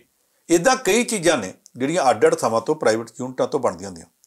ਮਾਰੂਤੀ ਵਾਲੇ ਕਹਿੰਦੇ ਆ ਕਿ ਅਸੀਂ ਅੱਜ ਹੀ ਕੰਮ ਸ਼ੁਰੂ ਕਰਨ ਨੂੰ ਤਿਆਰ, ਪਰ ਜਦ ਤੱਕ ਸਾਡੀਆਂ ਸਹਾਇਕ ਕੰਪਨੀਆਂ ਜਿਹੜੀਆਂ ਦੇ ਨਾਲ ਮਿਲ ਕੇ ਚੱਲਣ ਵਾਲੀਆਂ ਉਹ ਸਾਰੀਆਂ ਨਾਲ ਨਹੀਂ ਤੋਰਨੀਆਂ ਜਾਂਦੀਆਂ, ਇਕੱਲੀ ਮਾਰੂਤੀ ਕੰਮ ਨਹੀਂ ਕਰ ਸਕਦੀ ਜੀ। ਇਸ ਵੇਲੇ ਜੇ ਇਹ ਕਰਨਾ ਤੇ ਆਸੇ-ਪਾਸੇ ਦੀਆਂ ਖੱਬੇ ਸੱਜੇ ਵਾਲੀਆਂ ਸਾਰੀਆਂ ਯੂਨਿਟਾਂ ਉਹਨਾਂ ਨੂੰ ਵੀ ਛੋਟਾਂ ਦੇਣੀਆਂ ਪੈਣਗੀਆਂ। ਉਹ ਜਿਹੜੇ ਯੂਨਿਟਾਂ ਵਾਲੇ ਨੇ ਉਹਨਾਂ 'ਚ ਕਈ ਛੋਟੇ ਕਾਰਖਾਨੇਦਾਰ ਨੇ। ਉਹ ਕਹਿੰਦੇ ਸਰਕਾਰ ਨੇ ਜਿੰਨੀਆਂ ਪਾਬੰਦੀਆਂ ਲਾਤੀਆਂ ਉਨੀਆਂ ਅਸੀਂ ਚੱਲ ਨਹੀਂ ਸਕਦੇ। ਖਾਸ ਤੌਰ 'ਤੇ ਜਿਹੜੀ ਇੱਕ ਪਾਬੰਦੀ ਪਹਿਲਾਂ ਲਾਈ ਸੀ ਤੇ ਕੱਲ੍ਹ ਹਟਾਤੀ, ਉਹ ਇਹ ਸੀ ਕਿ ਤੁਹਾਡੀ ਫੈਕਟਰੀ 'ਚ ਕੰਮ ਕਰਦਿਆਂ ਜੇ ਕੋਈ ਮਜ਼ਦੂਰ ਬਿਮਾਰ ਹੋ ਗਿਆ ਤੇ ਉਹ ਕਰੋਨਾ ਪੋਜ਼ੀਟਿਵ ਨਿਕਲ ਆਇਆ ਜੀ, ਤੇ ਫੈਕਟਰੀ ਮਾਲਕ ਦੇ ਉੱਤੇ ਮੁਕੱਦਮਾ ਦਰਜ ਕੀਤਾ ਜਾਵੇਗਾ, ਉਹਨੂੰ ਜੇਲ੍ਹ ਭੇਜਿਆ ਜਾਵੇਗਾ। ਕਾਰਖਾਨੇਦਾਰਾਂ ਨੇ ਆਖਿਆ ਅਸੀਂ ਬਿਲਕੁਲ ਚਲਾਉਣਾ ਹੀ ਨਹੀਂ, ਕਿ ਬੰਦਾ ਭਾਵੇਂ ਬਾਹਰ ਕਿਤੇ ਸਬਜ਼ੀ ਖਰੀਦਣ ਗਿਆ ਉੱਥੋਂ ਬਿਮਾਰੀ ਲੈ ਕੇ ਆ ਜਾਵੇ। ਜੇ ਸਾਡੀ ਫੈਕਟਰੀ 'ਚ ਆ ਗਿਆ ਹੋਰ 4 ਜਣਿਆਂ ਨੇ ਵੀ ਲਾਤੀ ਤੇ ਮੁਕੱਦਮਾ ਤੁਸੀਂ ਕਹਿੰਦੇ ਮਾਲਕ 'ਤੇ ਕੀਤਾ ਜਾਵੇਗਾ। ਕੱਲ੍ਹ ਦੀ ਭਾਰਤ ਸਰਕਾਰ ਨੇ ਸ਼ਰਤ ਹਟਾ ਦਿੱਤੀ ਹੈ। ਉਹਨੇ ਆਖਿਆ ਕਿਸੇ ਫੈਕਟਰੀ ਮਾਲਕ 'ਤੇ ਮੁਕੱਦਮਾ ਦਰਜ ਨਹੀਂ ਕੀਤਾ ਜਾਵੇਗਾ, ਪਰ ਬਾਕੀ ਸਾਰੀਆਂ ਕਿ ਤੁਹਾਨੂੰ ਘਰਾਂ ਤੋਂ ਲਿਆਉਣੇ ਵੀ ਪੈਣਗੇ, ਛੱਡਣੇ ਵੀ ਪੈਣਗੇ। 60 ਸਵਾਰੀਆਂ ਵਾਲੀਆਂ ਬੱਸਾਂ 'ਚ 40 ਤੋਂ ਵੱਧ ਮਜ਼ਦੂਰ ਨਹੀਂ ਜਾਂਦੇ ਜਾਣਗੇ, ਉਹਨਾਂ ਨੂੰ ਖਾਣਾ ਵੀ 3 ਟਾਈਮ ਦੇਣਾ ਪਏਗਾ। ਅੰਦਰ ਫੈਕਟਰੀ 'ਚ ਕੰਮ ਕਰਦਿਆਂ 2-2 ਮੀਟਰ ਦਾ ਫਾਸਲਾ ਵੀ ਰੱਖਣਾ ਪਏਗਾ, ਸੈਨੀਟਾਈਜੇਸ਼ਨ ਵੀ ਕਰਨੀ ਪਏਗੀ। ਉਹ ਬਾਕੀ ਸਾਰੀਆਂ ਜਿਹੜੀਆਂ ਗੱਲਾਂ ਨੇ ਉਹ ਅਜੇ ਕਾਇਮ ਰੱਖੀਆਂ ਨੇ, ਸਿਰਫ ਉਹ ਮੁਕੱਦਮੇ ਵਾਲੀ ਮੱਦ ਹਟਾਤੀ ਹੈ। ਪਰ ਜਿਹੜੇ ਛੋਟੇ ਕਾਰਖਾਨੇਦਾਰ ਨੇ ਉਹ ਇਹਦੇ ਬਾਵਜੂਦ ਅਜੇ ਤੱਕ ਇੰਨਾ ਬੋਝ ਝੱਲਣ ਨੂੰ ਤਿਆਰ ਨਹੀਂ। ਉਹ ਮਾਨਸਿਕ ਤੌਰ 'ਤੇ ਵੀ ਤੇ ਮਾਇਕ ਤੌਰ 'ਤੇ ਮਾਇਆ ਵੀ ਉਨੀ ਉਹਨਾਂ ਕੋਲ ਨਹੀਂ ਹੁੰਦੀ। ਕਈਆਂ 'ਤੇ ਪੁਰਾਣੇ ਬਿੱਲ ਹੀ ਫਸੇ ਹੁੰਦੇ ਆ, ਉਹ ਫਿਰ ਅਜੇ ਤੱਕ ਚਲਾਉਣ ਨੂੰ ਤਿਆਰ ਨਹੀਂ। ਜਾਂਦੇ ਪੰਜ ਸਾਹਿਬ, ਕੋਈ ਸਥਿਤੀ ਕਿ ਇਸ ਵਕਤ ਕਰੋਨਾ ਕਿੱਥੇ ਪਹੁੰਚਿਆ ਜੀ, ਮੌਤਾਂ ਦੀ ਗਿਣਤੀ ਕੋਈ? ਦੇਖੋ, ਕਰੋਨਾ ਦੇ ਮਾਮਲੇ 'ਚ ਤਾਂ ਇਹ ਆ ਕਿ ਭਾਰਤ ਦੇ ਵਿੱਚ ਖਾਸ ਤੌਰ 'ਤੇ ਜਿਹੜਾ ਮਹਾਰਾਸ਼ਟਰ ਰਾਜ ਹੈ ਉਹ ਤਾਂ ਬਹੁਤ ਦੂਰ ਤੱਕ ਚਲਾ ਗਿਆ ਜੀ। ਸਾਡੇ ਮਹਾਰਾਸ਼ਟਰ ਦੇ ਵਿੱਚ 6430 ਕੇਸ ਹੈ ਤੇ ਮੌਤਾਂ 283 ਹੋ ਗਈਆਂ ਨੇ ਹੁਣ ਤੱਕ। ਇਹਦੇ ਚੋਂ ਅੱਧੇ ਤੋਂ ਵੱਧ ਮੌਤਾਂ ਇਕੱਲੇ ਮੁੰਬਈ ਸ਼ਹਿਰ 'ਚ। ਗੁਜਰਾਤ ਬਹੁਤ ਪਿੱਛੇ ਸੀ। ਪਹਿਲਾਂ ਮਹਾਰਾਸ਼ਟਰ ਤੇ ਕੇਰਲਾ ਦਾ ਮੁਕਾਬਲਾ ਸੀ, ਫਿਰ ਮਹਾਰਾਸ਼ਟਰ ਤੇ ਦਿੱਲੀ ਦਾ ਚੱਲ ਪਿਆ, ਵਿੱਚੋਂ ਮਹਾਰਾਸ਼ਟਰ ਤਮਿਲਨਾਡੂ ਦਾ ਵੀ ਚੱਲਿਆ ਸੀ। ਅੱਜ ਤਮਿਲਨਾਡੂ ਵੀ ਪਿੱਛੇ ਰਹਿ ਗਿਆ। ਮਹਾਰਾਸ਼ਟਰ ਤੋਂ ਬਾਅਦ ਦੂਸਰਾ ਰਾਜ ਗੁਜਰਾਤ ਹੈ। ਮਹਾਰਾਸ਼ਟਰ 'ਚ 283 ਮੌਤਾਂ, ਗੁਜਰਾਤ 'ਚ 112 ਹੋ ਚੁੱਕੀਆਂ ਨੇ, ਮੱਧ ਪ੍ਰਦੇਸ਼ 'ਚ 80 ਹੋ ਚੁੱਕੀਆਂ। ਇਹ ਵੀ ਪਿੱਛੋਂ ਆ ਕੇ ਅੱਗੇ ਨਿਕਲ ਗਿਆ ਸੀ, ਹੁਣ ਇਹ 'ਚ 80 ਨੇ। ਜਿਹੜਾ ਦਿੱਲੀ ਪਹਿਲਾਂ ਬੜੀ ਤੇਜ਼ੀ ਨਾਲ ਇਸ ਬਿਮਾਰੀ ਦੀ ਜਕੜ 'ਚ ਆਇਆ ਸੀ, ਉੱਥੇ ਹੁਣ 50 ਮੌਤਾਂ ਨੇ, ਚੌਥੇ ਥਾਂ ਤੇ ਆ ਗਿਆ। ਰਾਜਸਥਾਨ ਦੇ ਵਿੱਚ 27 ਮੌਤਾਂ ਨੇ, ਤਮਿਲਨਾਡੂ 'ਚ 20 ਨੇ, ਯੂਪੀ 'ਚ 24 ਨੇ, ਤੇ ਤੇਲੰਗਾਨਾ 'ਚ ਵੀ 24 ਨੇ, ਤੇ ਆਂਧਰਾ ਪ੍ਰਦੇਸ਼ ਦੇ ਵਿੱਚ 27 ਨੇ। ਇਹ ਨੇ ਸਾਡੇ ਪੰਜਾਬ ਦੇ ਵਿੱਚ। ਮੈਂ ਪਹਿਲਾਂ ਵੀ ਦੱਸਦਾ, ਇੱਕ ਮੈਂ ਹੋਰ ਦੱਸ ਦਿਆਂ ਜੀ। ਪਰਸੋਂ ਚੌਥ ਮੈਂ ਕਮੈਂਟਸ ਪੜ੍ਹਦੇ ਹਾਂ, ਇੱਕ ਸੱਜਣ ਦੀ ਟਿੱਪਣੀ ਪੜ੍ਹੀ, ਕਹਿੰਦਾ ਜੀ ਗੁਰਦਾਸਪੁਰ ਦੇ ਵਿੱਚ 2 ਤਾਂ ਕੇਸ ਸੀ, ਇੱਕ ਦੀ ਮੌਤ ਹੋ ਗਈ ਤੇ ਇੱਕੋ ਕੇਸ ਰਹੇਗਾ, ਤੁਸੀਂ 2 ਕਿਉਂ ਕੋਈ ਨਹੀਂ। ਅਸਲ ਗੱਲ ਇਹ ਹੁੰਦੀ ਆ ਕਿ ਜਿੰਨੇ ਵੀ ਆਉਂਦੇ ਆ ਮੌਤ ਸਮੇਤ ਤੇ ਰਿਕਵਰੀ ਸਮੇਤ ਜਦੋਂ ਕੇਸਾਂ ਦੀ ਗੱਲ ਕੀਤੀ ਜਾਂਦੀ ਹੈ ਫਿਰ ਸਾਰੇ ਦੱਸੇ ਜਾਂਦੇ ਆ। ਹੁਸ਼ਿਆਰਪੁਰ ਦੇ ਅਸੀਂ ਅੱਜ ਗੁਰਦਾਸਪੁਰ ਦੇ ਉਹ ਨਵੇਂ ਸ਼ਹਿਰ ਦੇ ਕਹਿੰਦੇ 19 ਚੋਂ 1 ਮੌਤ ਹੋ ਚੁੱਕੀ ਹੈ। ਅਗਲੀ ਦੱਸਣ ਵਾਲੀ ਗੱਲ ਇਹ ਆ ਕਿ 19 ਕੇਸ ਹੋਏ ਆ, ਇਸ ਵੇਲੇ ਹਸਪਤਾਲ 'ਚ ਕੋਈ ਨਹੀਂ। ਨਵਾਂ ਸ਼ਹਿਰ ਜ਼ਿਲ੍ਹਾ ਸਾਡੇ ਲਈ ਤਸੱਲੀ ਵਾਲੀ ਗੱਲ ਹੈ, ਇਹ ਵੀ ਪੂਰੀ ਤਰ੍ਹਾਂ ਕਰੋਨਾ ਮੁਕਤ ਹੋ ਚੁੱਕਾ। ਜਿਹੜਾ ਸਭ ਤੋਂ ਪਹਿਲਾਂ ਪ੍ਰਭਾਵਿਤ ਹੋਇਆ ਸੀ ਉਹ ਕਰੋਨਾ ਮੁਕਤ ਹੋ ਚੁੱਕਾ, ਮੋਗਾ ਵੀ ਹੋ ਚੁੱਕਾ। ਔਰ ਕੱਲ੍ਹ ਜਿਹੜੇ 9 ਜ਼ਿਲ੍ਹੇ ਭਾਰਤ ਸਰਕਾਰ ਨੇ ਦੱਸੇ ਆ, ਉਹਨਾਂ 'ਚ 9 ਜ਼ਿਲ੍ਹੇ ਪੰਜਾਬ ਦੇ ਆ ਜਿਹੜੇ ਉਹਨਾਂ ਨੇ ਆਖਿਆ ਕਿ ਹੁਣ ਕਰੋਨਾ ਤੋਂ ਮੁਕਤ ਹੋ ਰਹੇ ਨੇ। ਸੋ ਇਹ ਜਿਹੜੀ ਹੈਗੀ ਸਥਿਤੀ ਜਲੰਧਰ ਵਿੱਚ ਤੇ ਮੋਹਾਲੀ 'ਚ ਸਥਿਤੀ ਅਜੇ ਖਰਾਬ ਹੈ ਜੀ। ਪਰ ਸੋ ਤੁਸੀਂ ਸਮਾਂ ਕੱਢਿਆ, ਬਹੁਤ ਧੰਨਵਾਦ ਜੀ। ਤੇ ਇਸ ਦੇ ਨਾਲ ਹੀ ਇਸ ਪ੍ਰੋਗਰਾਮ ਨੂੰ ਇੱਥੇ ਹੀ ਸਮਾਪਤ ਕਰਦੇ ਹਾਂ ਜੀ। ਦੇਖਦੇ ਰਹਿਣਾ ਪ੍ਰਾਈਮ ਏਸ਼ੀਆ TV, ਤੁਹਾਡਾ ਆਪਣਾ, ਤੁਹਾਡੇ ਲਈ।